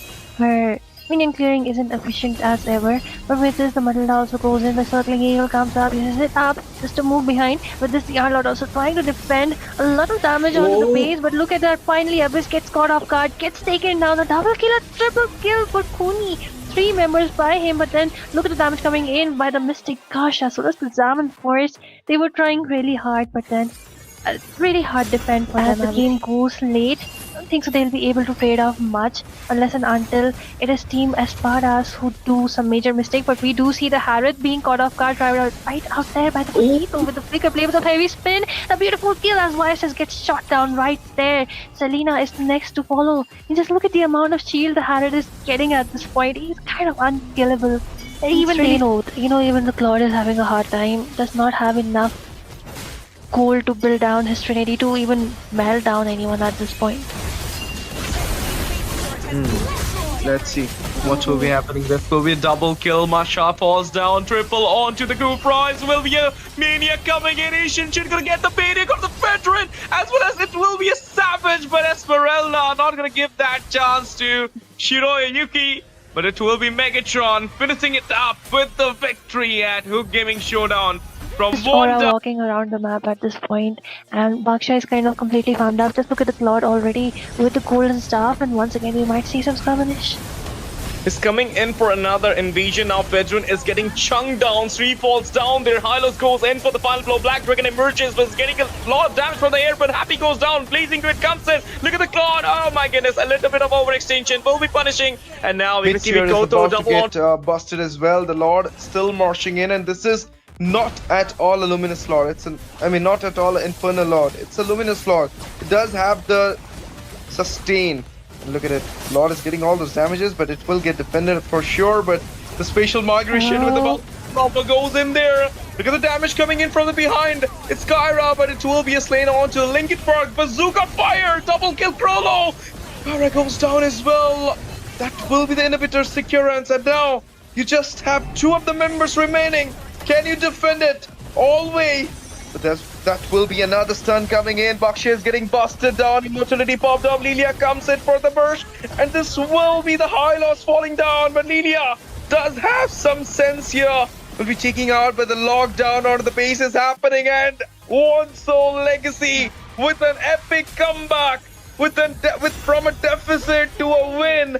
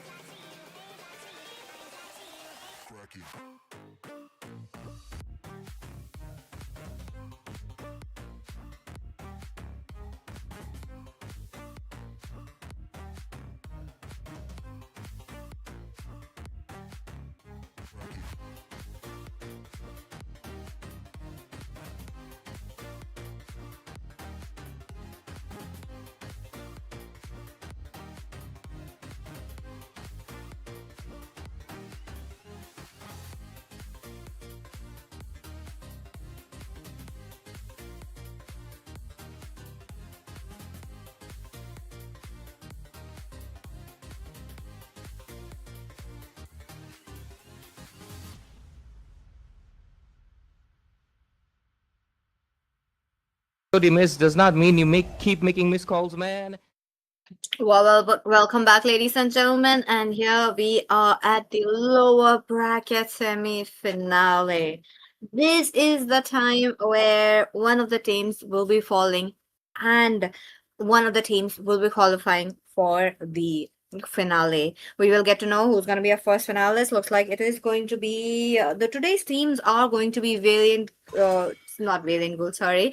It's going to be Team Warrior Titans versus Team. Wait a minute. It's gonna be SDS, of course. So let's see what is it going to be. Both the teams really are right here for that one domination, for that one spot that is left for them. So let's see what is it going to be. I'm your Casa PT and I am joined by Debbie today. Hello Debbie, how are you doing? I'm doing really good, PJ, because this is definitely going to be one of the best best of three that we are going to be witnessing in this hook tournament, right? Because this is definitely going to be a one step closer to getting to the champions for both of these teams here. SDS, after a very perfect clean sweep against the Curse, they are here, right? And a very bit of a surprise for us to see as well that VT winning against Nexus in another best of three series. So White Titans, they are so far ahead here, and of course we're gonna be seeing into the drafting phase how they are gonna be drafting against SDES here because they are the first pick. Okay, let's go. Let's see what is it going to be, because 4 years out of the way, that means White Titans are looking forward towards the Poquito onto their hands, but Shadow Esports do really need to make sure to get that onto their hands. So let's see if they do get it or not. But at the same time, Marcel, Sushin, maybe not, I do feel like, but other than that, I do want to see, something like an Atlas or a Belleric do getting banned as well. Belleric at last, those are the heroes that is usually a very good first pick and a very good second pick. And at last, usually more prioritized than the Belleric. But SDES have been very successful in playing away the Belleric. Most of the chances that they get, most of the time, it's usually used as a counter hero for the Atlas. So that's what they are going to be building around with. But yeah. White Titans, they banned away the Boxer as well. I'm pretty unsure if SDES gonna be playing the tanky jungler because his Lomsanga after all is very comfortable onto the assassins rather than the utility, but he can play the utility as well. But most of the time when you see him onto a utility jungle, it's more onto the side of a Akai rather than onto the box, yeah. But they don't want to take no chances, so they ban it away. So Shredder Esports though. They are onto the second pick. Paquito can be banned away, right? 100%. Needs to get banned away. But even if they don't ban it away, I do feel like we will be able to see a bit of a counterplay coming in. Maybe something like an Alice could be up into the cards of Team Shadow Esports, but looks like Team Shadow Esports have done their homework. They are respect banning right here. Goes in for Hirara. That is interesting. They ban away the Hirara instead of going for the another usual bans that we have been used to seeing. But I think it's a kind of a hero that is usually good into the early stages of the game with the farming as well, with the chains up into the creeps. I think that's where her private spike comes through. The early game is not really the best, but once you have the itemization, like it worked really well with the Sky Piercer as well. So I think Shadow Esports did not want to let it go into the hands of Void Titans on top of that. So maybe they are doing their homework at least. So now I think Void Titans, what do they want to ban here? They don't have to ban the Paquito. They can pick it up themselves if they want to do it because they already banned the forwards here. Default doesn't play the forwards that much. Oh, with the ban onto the Matilda, maybe they want to lean towards the Atlas first pick, right? 100% true. Atlas, Belleric could be right 8, but Atlas does have, a higher priority when it comes to comparison with a Belleric. So I feel like that could be it unless Shadow Esports do get a ban on it. Surprised to see that the mages or even marksmen were not getting banned off. That means a Claude versus carry situation is highly possible right here. But Shadow Esports do need to realize if they are going towards the utility, the carry is a must ban as of now. Mm, Okay, they want to remove the Paquito first. Not really a problem because you don't want to let go of the Paquito into the first phase. That's what I was hoping Void Titans would be picking away too. But yeah, Akai is still out there available if they want to do it. But also the Atlas, they can play it. But oh, they want to prioritize onto a Freya, huh? Okay, with the change up into the drafting style, I think the Freya should be into the side of the XP because they kind of do need a damage dealer onto the gold laner side. But yeah, there we go. It's gonna be Madara onto the Atlas, which is what we were expecting Void Titans to pick it up with the ban onto the Matilda. Okay, so on to the same note, that's going to be with the Mm. Freya on to the goal most likely, or even an EXP lane. I'm most likely going towards the EXP. That's going to be something like a carry might be popping in, but at the same time, repositioning will be really hard against a god. So that is going to be a Zushin. Along with the Zushin, I like the glue that too on a Rome, but I'm not liking it that they have picked that too against a Atlas who can actually give up Yeah. the set. And from Shadow Esports, we have seen the sets coming in so beautifully, like 3-man, 2-man, even be a 3-man a pickup has always been there from the Atlas. But hey, Shadow Esports really going in strong with the Fanny. Yeah, You would say some would actually complain that the Fanny is not really a good choice of a pick in this current patch, but it's still very good into the right hands, and the right hands is Lomsanga's hands. So that's what we were talking about, right? He's more comfortable to the assassins rather than the utility, and them picking up the Fanny into the red trees says a lot about how comfortable it is for them. And also, they already see the glue, right? So there's no direct clock down onto the Fanny just yet. So they have to pick out the Fanny so that at least they will be able to find the right time here. With the Yi Xin ban, they can actually ban away the Moskov too, so as to have a better time against White Titans. But then, if they want to pick out the Moskov for themselves into the hands of Sun Sin, that's also going to be a very good way to approach the draft. For now, Moscow would be a priority unless Void Titans really go for the ban. Sansan, they know. I mean, Void Titans know that should be a priority ban right there. Along with that, I don't feel like another marksman ban would be coming in from Void Titans, or possibly that going to be there onto the hands of Shadow Esports Moscow, or even a carry. Yeah. Carry, I don't think will be having the importance right there, but there you go. It's going to be a Moscow as expected for Okay. Void Titans. EXP laner will be a priority right Uh-huh. now under the ban. Okay, so there's gonna be a lack of gold laners here right now, and still with the Freya pick for Void Titans, that's still gonna be a flex. But I'm leaning towards the XP side for that. But they're gonna be lacking out onto the frontliner because, as you could tell, Glue is not really a frontlining hero. Then neither is the Freya. This is like a damage fighter into the XP lane side, so they have to adjust very carefully here because they don't have the Yi Xin anymore, neither do they have the Kimi. So they kinda, I feel like SCS wanted to force the Freya into the gold laner because they still have the carry open if they wanna go for it. Carry or even a Harrod could work very well.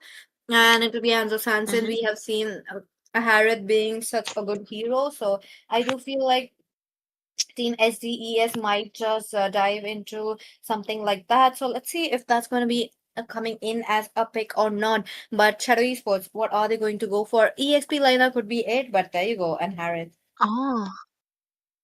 On normal occasions, I would prefer the Gary, but if we are talking about Sansin, he's really a Harris merchant.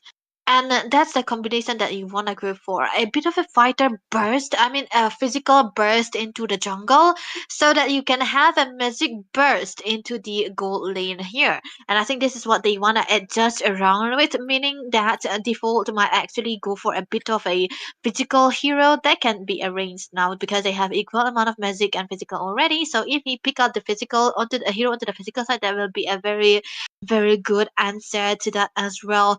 So for now, for the side of Void Titans, this is gonna be the decider if it's gonna be a Freya Gold or Freya XP. If they actually want to win against the Harrod, like, not a direct counter, they need to make sure to pick up the Belleric, put Yeah. the Freya onto the goal, the EXP glue, and that is what we are getting, but not the Mm. Hylos. I wanted to see a Belleric go with a flicker. Oh That could no. have been, pushed off a lot of momentum Yeah. for Samson. Even Fanny That's possible. I what. get it. I get it. Then you need a bit of a slow. That could have gone in for something like an Eve for that, or maybe Lilia could have Mhm. worked in, but hey, it's just the first Yeah. match. We are yet to know how the execution could work it because both the sides are really strong. That look at them, they are at the semi-finale. That's what. So now default is gonna be the decider, right? If he's gonna go for the Terizla or the Elise. If he can't go for neither, okay, they wanna go for the Elise instead. I feel like he could have gone for the Terizla, but then he saw the glue, right? For a glue, when you see a glue into the XP lane, which I'm not really a big fan of because glue doesn't do much from the XP side than he does onto the room. So yeah, it's gonna be a no-brainer to pick out the Elise, but I was hinting more towards the Terizla because maybe they need some kind of physical because now the physical is only into the hands of Lomsanga, right? But he's onto the bursty side, so that's gonna be what they play around with. But onto the other hand, Void Titans are a very very tanky. There's not much that Lomsanga can kill. He's gonna be very dependent on what kind of matches or plays that his team is gonna be making, so that at least he can swoop in and get for the execution part.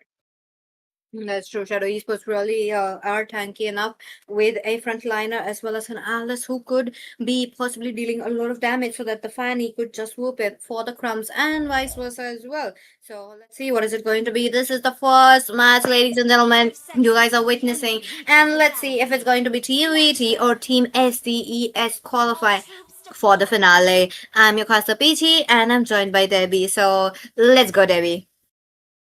Yep, let's head into the land of dawn. This is what we are always waiting for here to see who's gonna be able to have that early game momentum from the mid lane side here. And on top of that, I like the fact that they have a glue and an elastic, a gore and Atlas together for the side of Shadow Esports, because this is gonna be so much of a better clearance. With the nerf onto the Zuxin's reigns, you're not gonna be as much of a bully as you used to be. So that might eventually hurt that early game momentum from the side of Void Titans. But they do have a very, very good clearance into the top lane here, so they can actually play around this one. Okay, so far a bit of a slow start. Samson really wants to freeze the lane because, hey, it's a Freya and you need to do that. You need to make sure to get as farm as possible because Freya is going to be quite annoying. Samson taken down quite too low, but onto the mid lane as well. Junjun does get stunned up. There's going to be a lot of damage right there, and Purify will be saving Junjun for now. Okay, for now he's gonna be a bit safe, but Lomsanga though, he doesn't have the blue buff just yet, so it's not gonna be available onto the map as early as you wish him to be. But that's kind of a new rotation that he's actually going for, starting from the red as an SFN is not really common to see, but maybe he's waiting for the team to walk around with. But on to the other hand, this is actually an XP Hylos, which I wasn't expecting very much, but I don't think it's gonna be definitely having a good time against the Ellis just yet. So early rotation to the bot side is what they wanted to go for. Morpheus has to be careful. I think he's so gonna be well aware. That's true. Maybe first blood might be coming in. There's a lot of damage coming in onto the bottom lane. There's a flicker coming in from Shie, but Sanson will be first blood. Drop lane onto the bottom lane. That's gonna be Junjun for you, who will be falling down into the hands of Madara. They're not stopping in. Default. Really love that he's just trying to push in. We're taking a bit of a time so that the Fanny will be having an easier time onto the turtle. I think that was a very, very good trade out there. I don't like the fact that Sanson's losing into the lane when he could have been playing it safe, because as we all know, it's a Freya. After all, you do not really want to go for the engage from Saga. Oh, he's gonna go for the steel cables. He's just making sure that one that's gonna be default falling down. And listen, taking a kill, and with that Violetas gets killed onto the back lanes as well. Wait a minute, Glue is not over. You know, even though they have lost 2 members, even a Retribution member who's not just in, and there you go. Lomsanga takes away the turtle. Void Titans though, there is a lot of chaos, and there is very less space for them to fight. I think they just want out into the trade out onto that turtle fight just because of the presence of the Freya there. Light in August, able to win out into the 1v1 situation against Sansun, make it so much easier for him to rotate across the map, and that made it so much easier for them to win out onto the turtle fight there, getting a kill as a trade out onto Viola. But other than that, I think they have to be more careful because Void Titans, they are being so close together that it's so much easier for Lomsanga to go in and get 2 or 1 kills when he can get the cables in and out. That's definitely true. Look at them. Once again, Lomsanga. I mean, so far it's just the early game. So for him, it's just going to be, farm up. You try to get kills. If not, to farm up. And once again, that's going to be the same case. Talking about itemization. Oh, Hectus is already up for the Fanny. That is really looking good. But I really like how there's a mix and match for the Zushin. Really trying to pick up the Scrapius simultaneously. You know, the first build onto the first build is that the Oracle. You don't understand that when the Oracle is early build up, it's gonna be so tough to kill. And Alice, whenever there is gonna be a passive into his hands, but top lane. Oh, not liking that. There's a lot of support coming in for the Sanson. That is good. And as for that bottom lane as well, Morpheus, he will have to back off. Like for him, he's gonna get annoyed, and there will be very less chance for him. Okay, once again. Mr. Gush comes in, and it is a good thing that they baited out the flick. Split is right there. Oh, wait a minute. Fanny though does get attacks onto him. They are trying to make sure to get the kills on, but oh my goodness, Lomsanga really very low, and the thus gets the kill. A blunder coming in from Shadow Esports, but wait a minute, they are not over. Brian, who's trying to do some damage right there. There's going to be Junsun picking up the Madara, who will be falling down, while Team Void Titans finding the map blue onto the top lane. I think that was a beautiful maneuver coming through from the side of Void Titans. They're perfectly done. She able to get a kill onto the Fanny on a glue. That's really amazing to say the least. And they got a trade out as well against Madara too. So that's gonna be definitely a buy one get one free kind of combination here. On the other hand, I don't like this combination, right? At least you already saw the allies being put, and then you're picking out the high-low steal. So that's gonna be a very free 1-4. And at least your default. He's not gonna be dying anytime soon. Look at him. They're not over, they're not stopping it, and there goes in for the Atlas, who's taking on too much damage, even from the Glue Lomsanga as well as Morpheus. They are trying to go for a bit of a duel, but at the same time, Lomsanga is much more interested on Shie, who will be falling down. There you go. Madara not looking quite healthy. Lion August though comes in right there at the right moment, but the Mystic Gush finds him low in health. That is quite a lot. Default really trying to make a way, while Junjun is finding a bit of a damage right there from the board as well. Wait a minute, double kill picks up by the Fanny's trying to go in for more, and that's a triple. Could have been a maniac, but no energy means instant death right there if he goes for the Fanny. Turtle will be a priority. You know, they're so rare to see. I mean, it's so rare to see a Fanny getting the turtle. 3 turtles. I mean, even the first turtle take is very rare. And it just means that Shadow Esports have a very good winning side into the XP lane, and as well as the mid side here. Because you don't really usually start a turtle when you are onto a Fanny, but they are able to do so because they were winning onto 2 of their lanes. And even if you see that the goal lane was losing, with the rotation coming through from the Freya, oh no, that was... Okay? Oh. Yeah, he's just styling, man. Yeah.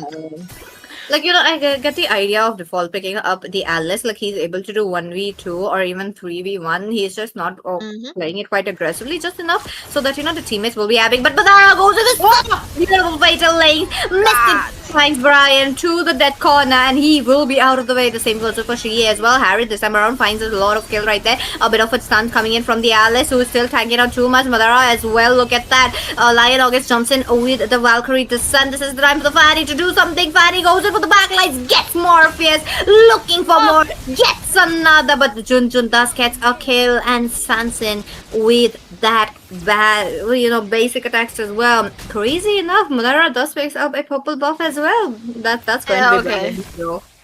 How did he do that, man? I did not see that. But yeah, Sky Piercer for Violet, this guy, he's very pretty. But yeah, you gotta see, a Gord, the new meta onto the Gord build is a Sky Piercer build. It's like a new Zuxin here because Zuxin has been falling down quite a bit here. If you can see into this game as well, the Zuxin hasn't been able to do anything much yet. But into the top 5 where they were able to win it out, it was all into his hands, so we cannot really take it away from him too. But hey, default. Oh my goodness, 1v5? Are you kidding me? Look at... There's not even shred of an HP going down for him. Default pops up the flicker. There you go. Fatal Links also comes in. Brian as well as Violet picks up a double stacks right there. That is really looking good. Maybe looking for more, but Lion August does have the mobility to get out of the way. Junjun has to reposition so much that she is not able to do anything. Okay, there comes Lonsanga out of the back lane, taking on too much damage from the turret as well. But hey, no energy, no blue buff. That's going to be him backing off. First Lord is here, Debbie. Yeah, first Lord here, and I think it's definitely going to be free from the side of SDES as well. 7k goalie is what they have. And yeah, bold of Lomsanga to do, and jumped into the backlines when he don't have the blue buff. That's not really a cold one for a Fanny to do here. So, but yeah, default onto the Alice. This is what I wanted to see, man.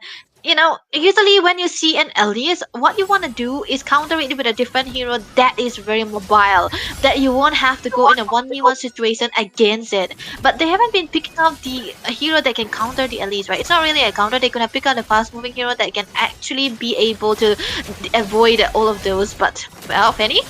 Oh, that taunt comes in for Lomsanga, but he's out of the way at the very right moment. You know, he did not pop his flicker, which is a really good thing, and a stun, and a flicker from Junjun. Wait a minute, Madara, he doesn't lose his up. There you go with the flicker. Fatal Link that comes so beautifully. Alice jumps in as well. Junjun will be going to the dead corner. She on the back lanes is trying to do something. Violet kill, crazy. Look at him with the Sky Piece attacks. He is unstoppable. Shadow Esports really not going in for the Lord, but on the back lanes, Lion August will be taken. That's a triple kill. Are they gonna give Violet the Maniac? Okay, he's not there and they're definitely not trying to do here, so but what a very good maneuver coming through from Violet, I would say, onto the gourd. He was getting targeted upon, but he was able to dodge it by moving here and there. That was a very, very clutch movement coming through from him. Of course, it's the rapid boots doing all the work for him as well, but a lot of them is already into the hands of Void Titans, but they haven't been able to find the right targeting because they have always been focusing onto the allies rather than going for the backlines much. And the allies is just a distractor. He's not gonna die even with 5 of your ultimates because there's no shredder onto your side, and that will definitely be working in favor for the side of Shadow Esports there. And Default can go in front of them, go in a 5v1 situation where he won't kill anyone, but he wouldn't even die. And that's where the team will be able to sustain quite. I mean, the team will be able to arrive on time, and he still will be able to sustain for that long. That's the power that elites have when you don't have any kind of shredder. That is definitely true. Look at them. They are trying to make sure to make way with the Lord. Team Shadow Esports have not lost any turrets so far, so that is a good thing. But Void Titans, though, they really need to not put a lot of resources towards the Alice and rather try to get Lomsonga. They stun him up beautifully.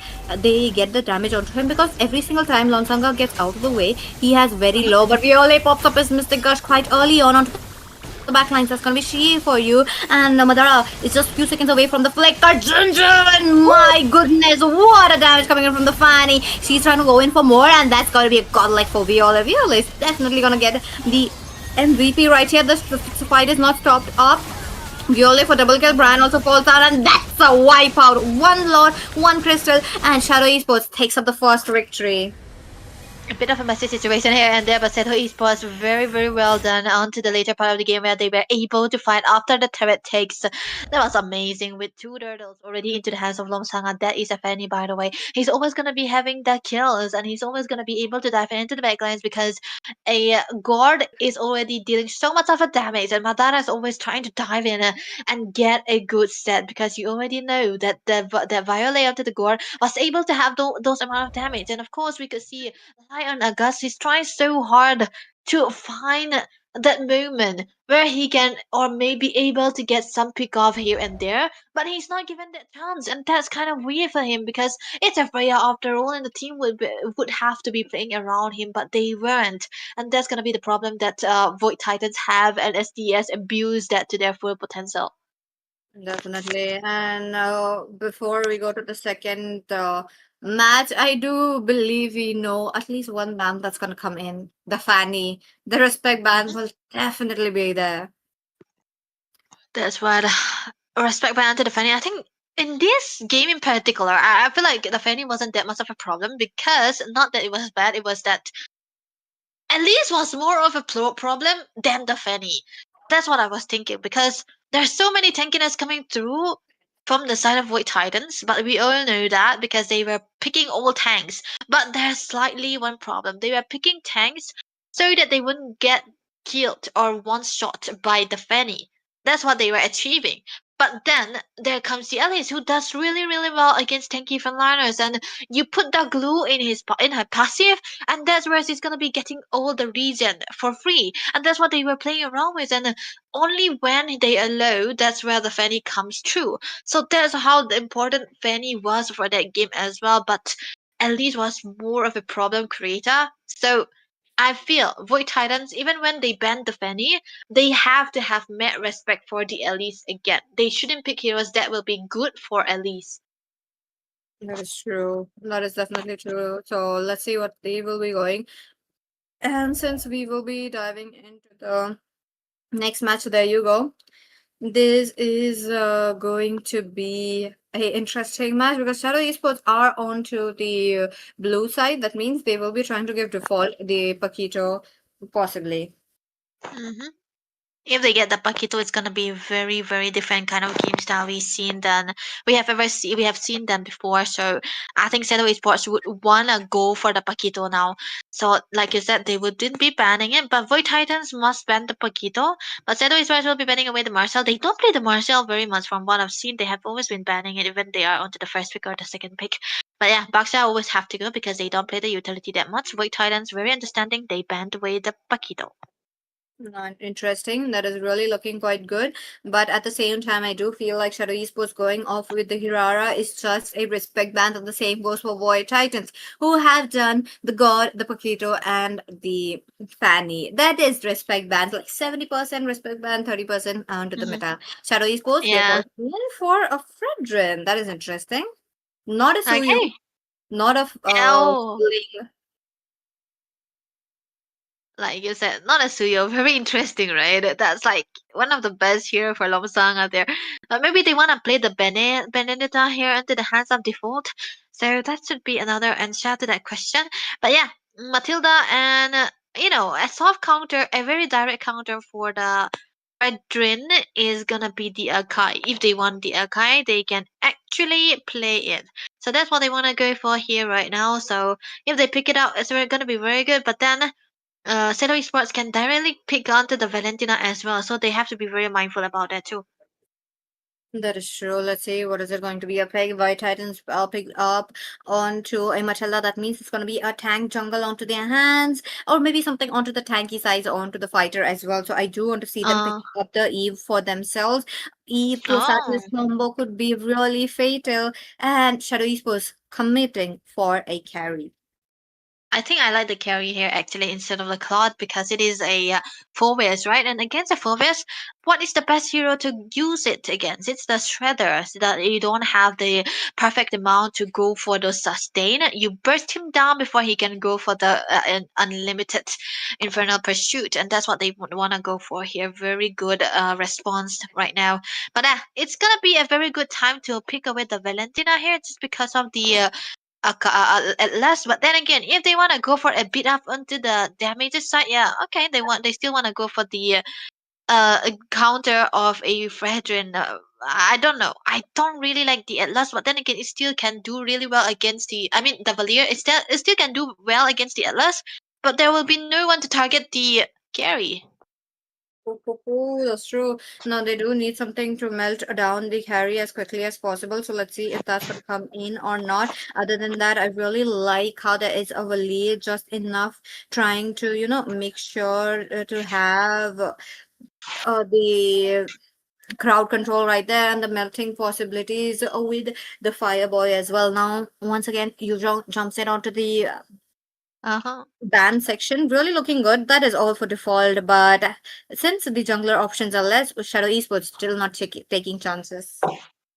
I think this is why they banned away the Yuzhong here. Even the okay, they want to ban away the heroes that are actually gonna be good against the Fredrin, so that's a very good target onto the ban here.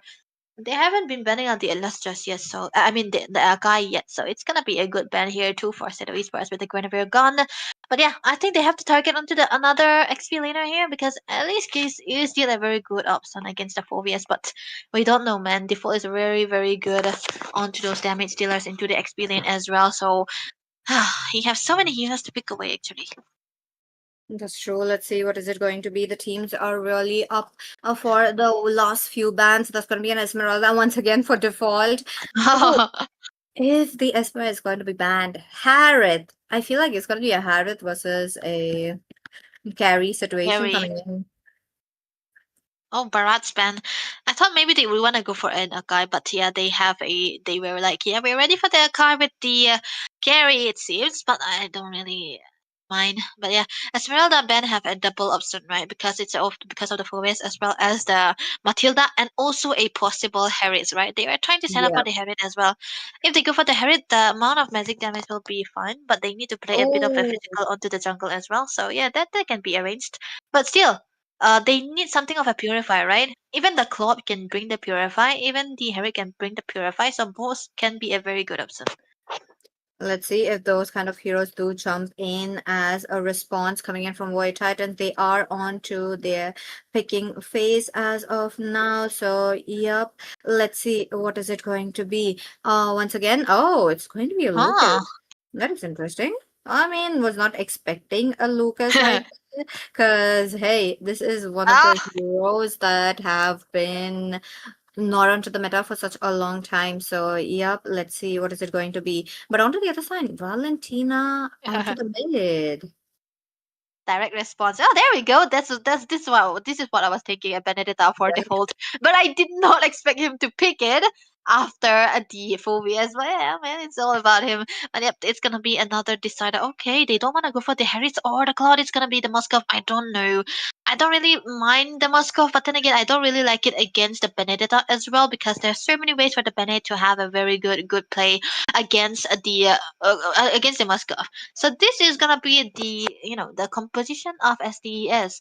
When they have a utility into the jungle, you're gonna know that it's either gonna be it's always gonna be a damage into the XP lane. So from the very first pick onto the Fredwin, they were setting up for the Bene, but they don't care about the Fovias anymore. But I think that might become a problem because look at the amount of dashes that they will be having. Fovias is good against the Fredwin. It's also good against the Velen as well as the Benedetta.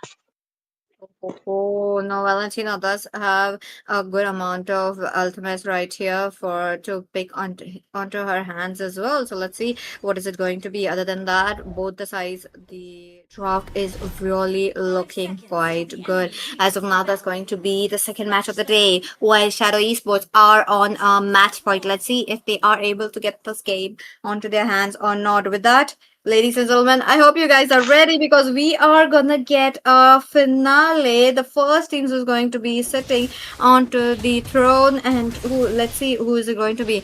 Other than that, into the mid lane, there's going to be a bit of pressure though. Valir will have to play it very safe. You would have thought that on normal situation that the Valir will be having so much of a better time with a Matilda against an Atlas as well as a Valentina, but this is gonna be a different scenario here. But onto the bot lane side as well, Lionagas was actually winning in the 1v1 situation against Sansen, so he's trying to hope for the better one again this time around. But Brian, yeah, this is a debut order the Lucas we have seen into the tournament so far. I think it's really good with the combination of a Matilda, but onto the new season, these Lucas should be going to the damage department. It's not really a utility jungle per se. It's more of a bit of a sustain, but more of a damage now. It has become to that part. So I want to see what kind of build Brian would go for. Maybe the War X Center Strike build, or even the direct onto the Sea Halberd. That's a very good build for a Lucas actually. That is true. Let's see what is it going to be. Sanson really suffered a bit of a damage right there, so we'll have to look forward to a 1v1. But hey, that's going to be the fall, taking away the first blood already. Brian, he is going to suffer a bit of a losses. The retribution, let's see who's going to be popping it. And no, Brian will not be getting it. Looking quite low. There's going to be a purify coming in from Shii, and the second blood into the hands of Madara. 2 kills already being provided by Void Titans against SDE, as they're not really a good sign into the first few minutes of the game. That's what you don't want to do here, at least into the 3 minutes. You want to stay alive as much as possible, especially into your jungle. But with the red buff taken away into the hands of Shadow Esports, I think this is the time for Void Titans to not contest the turtle no more. They have to play onto the bot lane side, try to get as much as creep as they can. But look at the read onto the map from Shadow Esports. They don't want to go all in onto the turtle here. They are trying to avoid the botting from Void Titans. Oh, that's definitely true. Once again, Junjun will be finding his way out. That is really looking quite good. But at the same time, there goes alongside as he knows he could do it because he is onto a Fredrin. Madara jumps in. Look at that. Oh, with a flicker as well. He's just taking on too much damage right there. Lion goes onto the back lanes. He is trying to deal a bit of a damage. With Madara, though, that was, I think, a little bit of an overextension. I think his team was like, yeah, we are ready to go, retreat. But he was like, yeah, I can make it. That kind of forced an error from their side. Viole?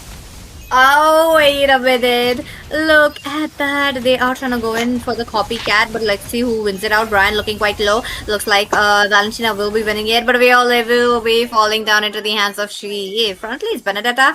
Also, another overextension, but wait a minute. Sanson, I do feel like he will be able to pick up a bit of a more gold right there from the gold shield, because low in mana, low in health, really not good, but in that manner, he doesn't want to go for the gold, but go for the lane freeze. He knows, if something goes wrong, there could be a backup coming in, but let's see. Oh, Sanson though aggressively goes in, but nope, he has to back off. His minions will be a bit of a priority. I mean, for Lion August, he's looking for a recall. So for him, let's see what is it going to be. Malara once again will be pushed out, baiting out a bit though. Just it.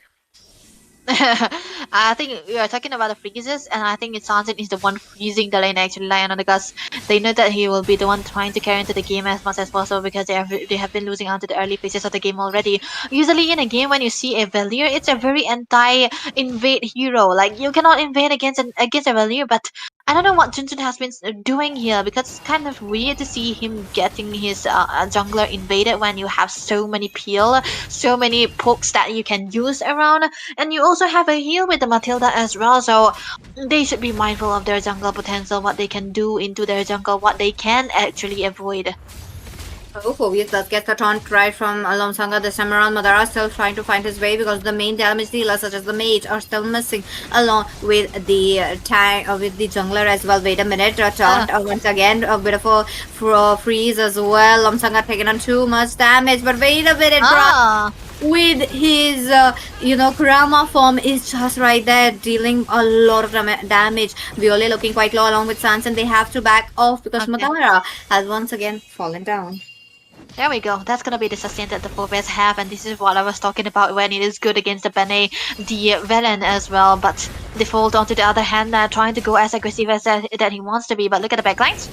Oh, I don't like how Viole also picks up the Brian. Like, look at that. That's definitely crazy. The copycat getting that victory. Default onto the other hand, he is also trying to bait out as much as possible. Like I get it that you do wanna go trying to bait out the skills, especially those flickers and purify. That too going in with a Atlas, but it is not working. Void Titans are not panic playing right there. So I feel like Default or someone should really go in and try to bait it out because this is how you would be doing it. There you go. Default gets out of the way unharmed, but Lomsanga though, there's a bit of a damage onto him by Morpheus as well. Morpheus is really not interested. He knows he could get out of the way and he will be out. But what about one last turtle which might be much needed? But Lomsanga, oh, he does get pinned down. There is there flying circling eagle, but she a very early ult. Yeah, early ult and not much of a follow-up they can come to here. On the other hand, they are losing out to the bot lane, the top lane turrets as well. So Void Titans are going to be clamped up together in their own jungle. Not much of a damage that Brian can do this time around, even though he could see there are some signs of damages that he can deal. But yeah, early game, without an early game, the Lucas is completely useless actually. You cannot really do anything without turtles. That's the downside of having a Lucas. But once you get that snowball, you'll be able to run the opponent down without getting them the chances to have that comeback. And Shadow Esports knows that. So they are trying to invade all the time so that at least they will be able to avoid that from happening. And it is happening from Void Titans there. They haven't been able to peel and protect their jungler as much as possible, and they haven't been finding the right targeting as well. That is definitely true. Onto the top lane, like goes Madara onto the back lanes, trying to get a purify out, or maybe some ult coming in from that. Oh, fatal lanes, that was really good, but only one person. That was just not a Shadow Esports still having the advantage, clearly dominating the leaderboards as well. Look at the goal gap, that is definitely increasing, and it is definitely concerning for Void Titans. Wait a minute, let's see what they are trying to go. Lomsanga all alone once again, but wait a minute, Morpheus. Oh no. Like, look at that, even without the Matilda, they are able to get out so easily. But for Void Titans, they should be really need the damage. Oh, for Talisman as your first item, maybe the flask could have been it though. Yeah, the flask would be so much better. But this is kind of the build that usually most Matildas do. But hey, Madara. No, not liking that. He's trying to take so much damage. Junjun though. Oh, the fatal link. That was so beautiful. 4-man setup, but Madara will be falling down right there into the hands of Junjun. While Shadow Esports are much interested in pushing down those turrets. Carry though, really right there, pushed it down. Really good, but crazy setups from Madara. Yeah, that was actually very crazy. On top of that, if they have gone for the calls, I feel like they could have killed all of them. Wait for the appraisal's rest, or wait for the fatal link so that you can get the appraisal's rest on time. That could have been so much better, man. But yeah, other than that, it was actually completely fine. Default onto the other side cannot really do anything much here into the game because of the presence of the phobias. But yeah, Brian. Not liking that, not liking that. Even we're falling down. Less gold, less experience level, and that is all leading up that he cannot 1v1 carry. This is really not looking quite good, but at the same time, Lansanga I'm pretty sure I do want to see how much, damage he takes down. But onto the same note, they are trying to take down Morpheus. Was a bit of a futile attempt, but it's okay. Still, Void Titans do have their holy shield. They need to make sure they don't lose that because that is really needed. But wait a minute, they're going to be Default who just took down that shield onto the top lane as well. A bit of a Purify action, and even with the Purify, he will not be surviving. Lion August, that's the first death for him. That is really good, but at the same time, the team is not letting the Moscow farm up, which is a bummer. Yeah, that is such a bummer. That's why it's gonna be important that you pay attention to your goal leader as much as possible because I feel like he was holding on to the lane so well, not losing it out. But when the side lanes are quite behind, that's where you're gonna be struggling here. As you can see, more gold, more items into the hands of Sansin, and there's nothing you can do to try to get him down. And there we go. It's gonna be the first slot that's gonna be spawning into the 10 minute of the game. That's gonna be taken down by the hands of SDS without any contest whatsoever coming through from Void Titans, and they lose out all of their holy blessing already too. So this is gonna be a very easy push for the side of SDES. Let's see if it's going to be a clean sweep or not. So far, the statistics do say it up for a clean sweep, but at the same time, the team will be looking forward towards the inhibitors. And since the inhibitors are standing healthy as of now, so Team Shadow Esports will have to brute force their way in. Minions are going to be synchronized most likely, but Default, though he's trying to go in for an early engage right there, but possibly trying to bait out a bit of a skills, which is much needed. Let's see what is it going to be. Morpheus, he is right there. I mean, they are just poking each other as of now. Poking here and there, not trying to overstay their welcome, as the years have been learning quite a lot this time around. But Violet though. Oh, he gets out of with Morpheus though onto the back lane side. Lion August getting targeted. Brian does miss out on a bit of a damage as well, but Sanson destroys the mid turret. A flicker comes in from Morpheus. He's just making sure a lot of spells have been used up. Almost everything from Void Titans. But wait a minute, it's not over. Violet with a very quick ultimate goes in trying to deal a bit of a damage right there. The Lord is here. The Brian as well as the Lonsanga are trying to duel it out as well. It's gonna be Morpheus taken down. She looking quite low as well. Lion August really trying to get the damage in. The Crystal is still getting targeted. Sanson will be taken down. But wait a minute, it's not over. Moscow down, Violet down, but the Crystal as well. Shadow Esports have found themselves in a spot for the finale. Congratulations to the team winning it out. That too in a clean sweep. Clean sweep, but very clean onto the fight as well. Early game, late game, everything perfectly well done.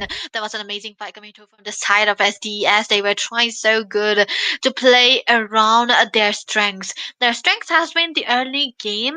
This could have been avoided actually by Junjun onto the Valir, but they haven't been able to find that motion here. And Madara, there was a very questionable re-engagement coming through from him.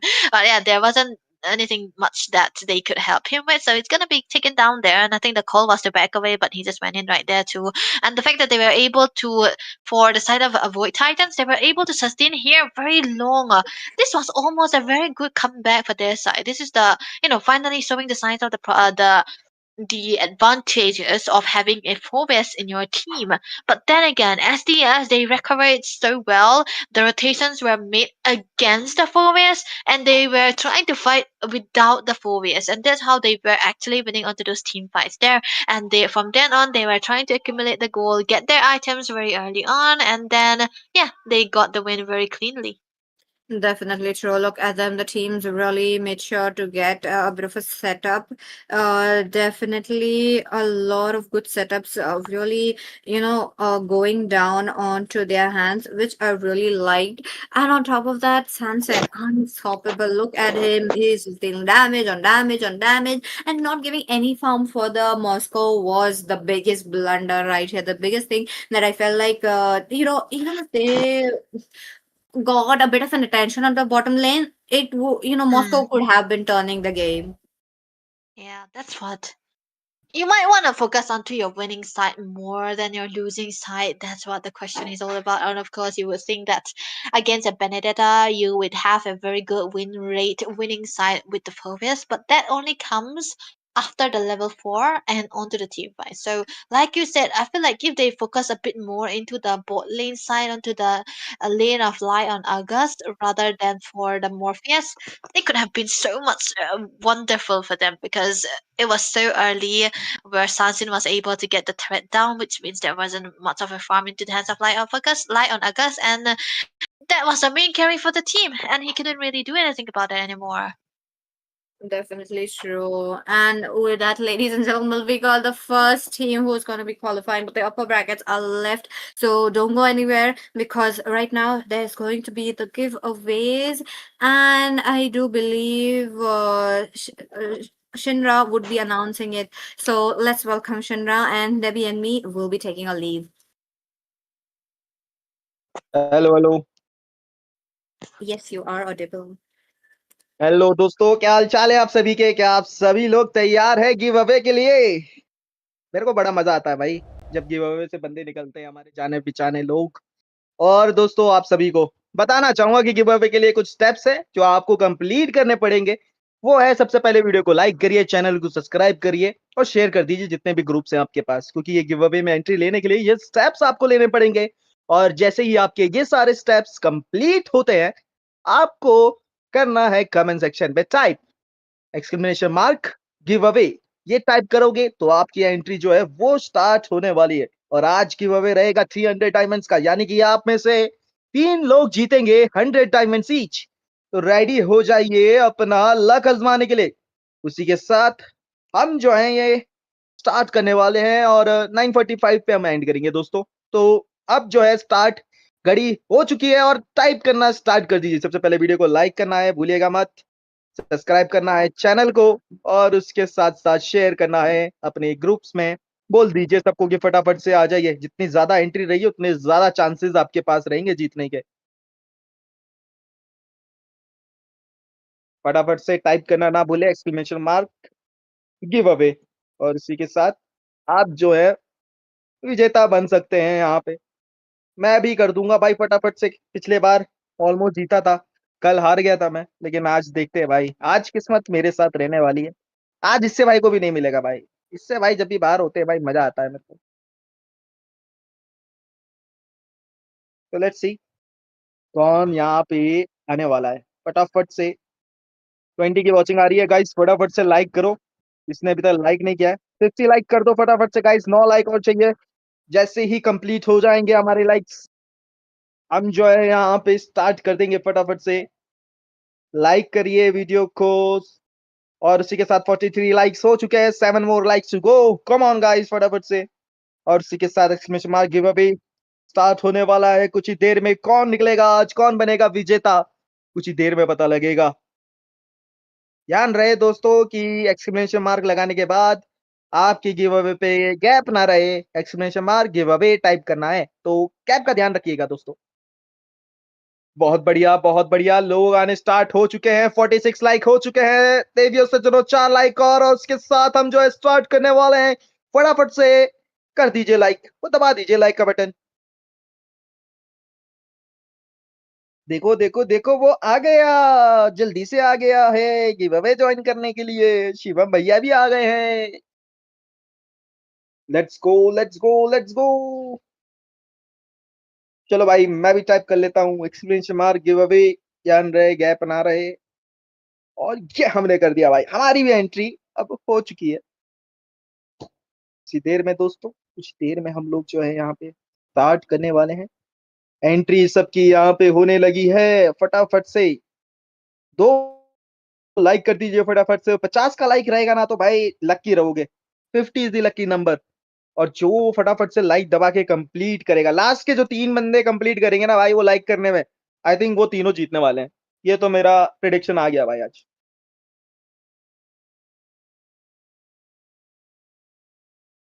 वो last के 3 lucky winners और 50 likes complete हो चुके हैं। बहुत ही बढ़िया, let's go दोस्तों, कर दिया है आप लोगों ने। और उसी के साथ बहुत ही जल्द यहाँ पे 2 मिनट रह गए हैं। सिर्फ 2 मिनट के अंदर स्टार्ट होने वाला है। शेयर कर दो दोस्तों के साथ। कहते हैं कि आप दूसरों का भला सोचोगे तो आपका भला हो जाता है यहाँ पे। तो शेयर वेयर कर दो ग्रुप में, बोल दो कि भाई गिव अवे चल रहा है, आ जाओ। क्या पता कि वो ऑडियंस के बीच में से आपका निकल जाए।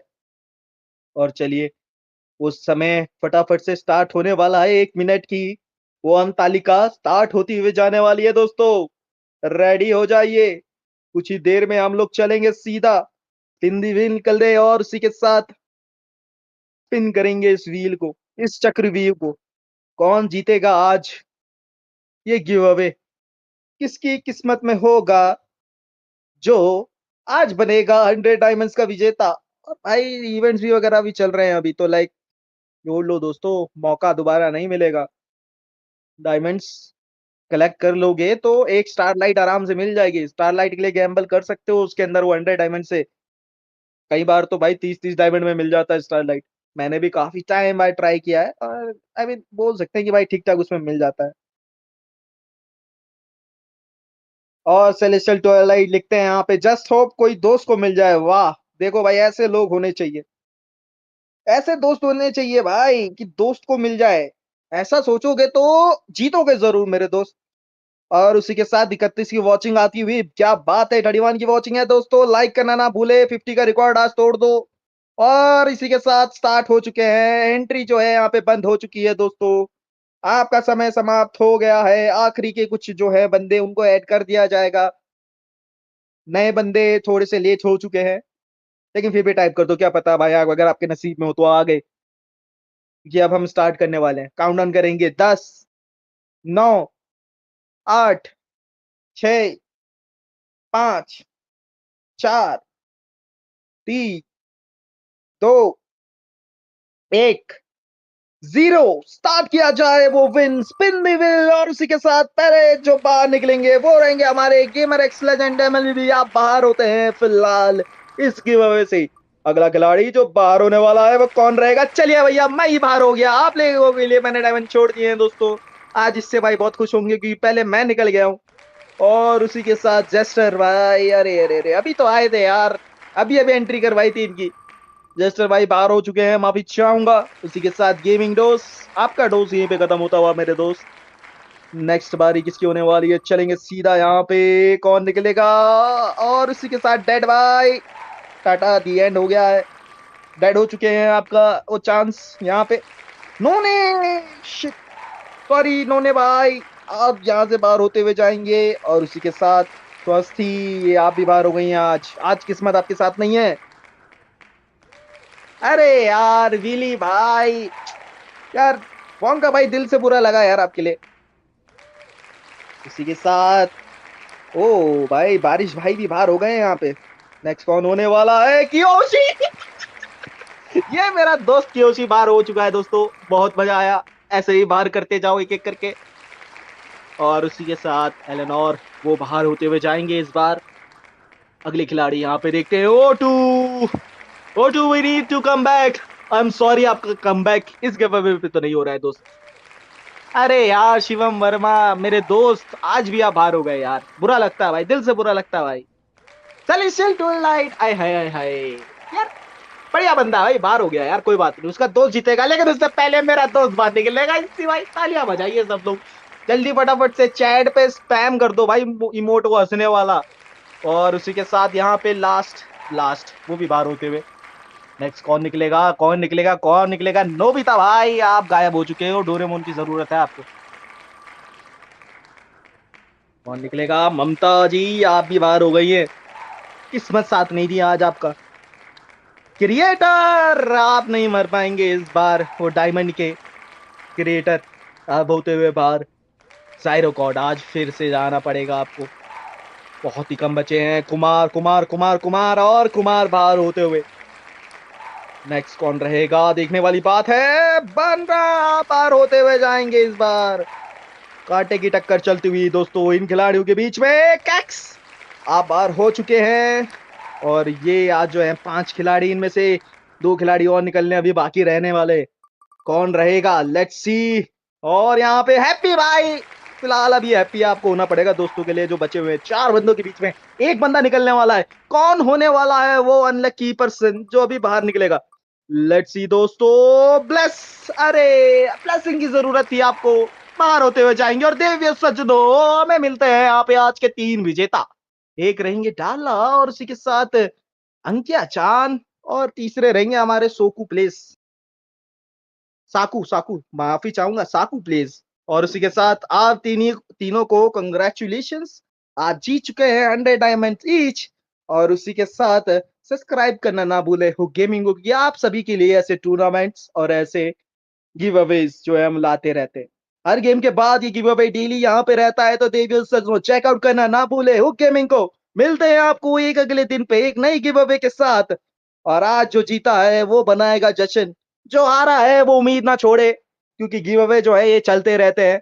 और ऐसे ही गिव अवे के लिए सपोर्ट करना ना भूले हुक गेमिंग शोडाउन को। मिलते हैं आपको नेक्स्ट मैच में और लेना चाहेंगे आज सभी आप सभी से अलविदा। गुड नाइट मित्रों, मिलते हैं आपको कल अगले मैच में।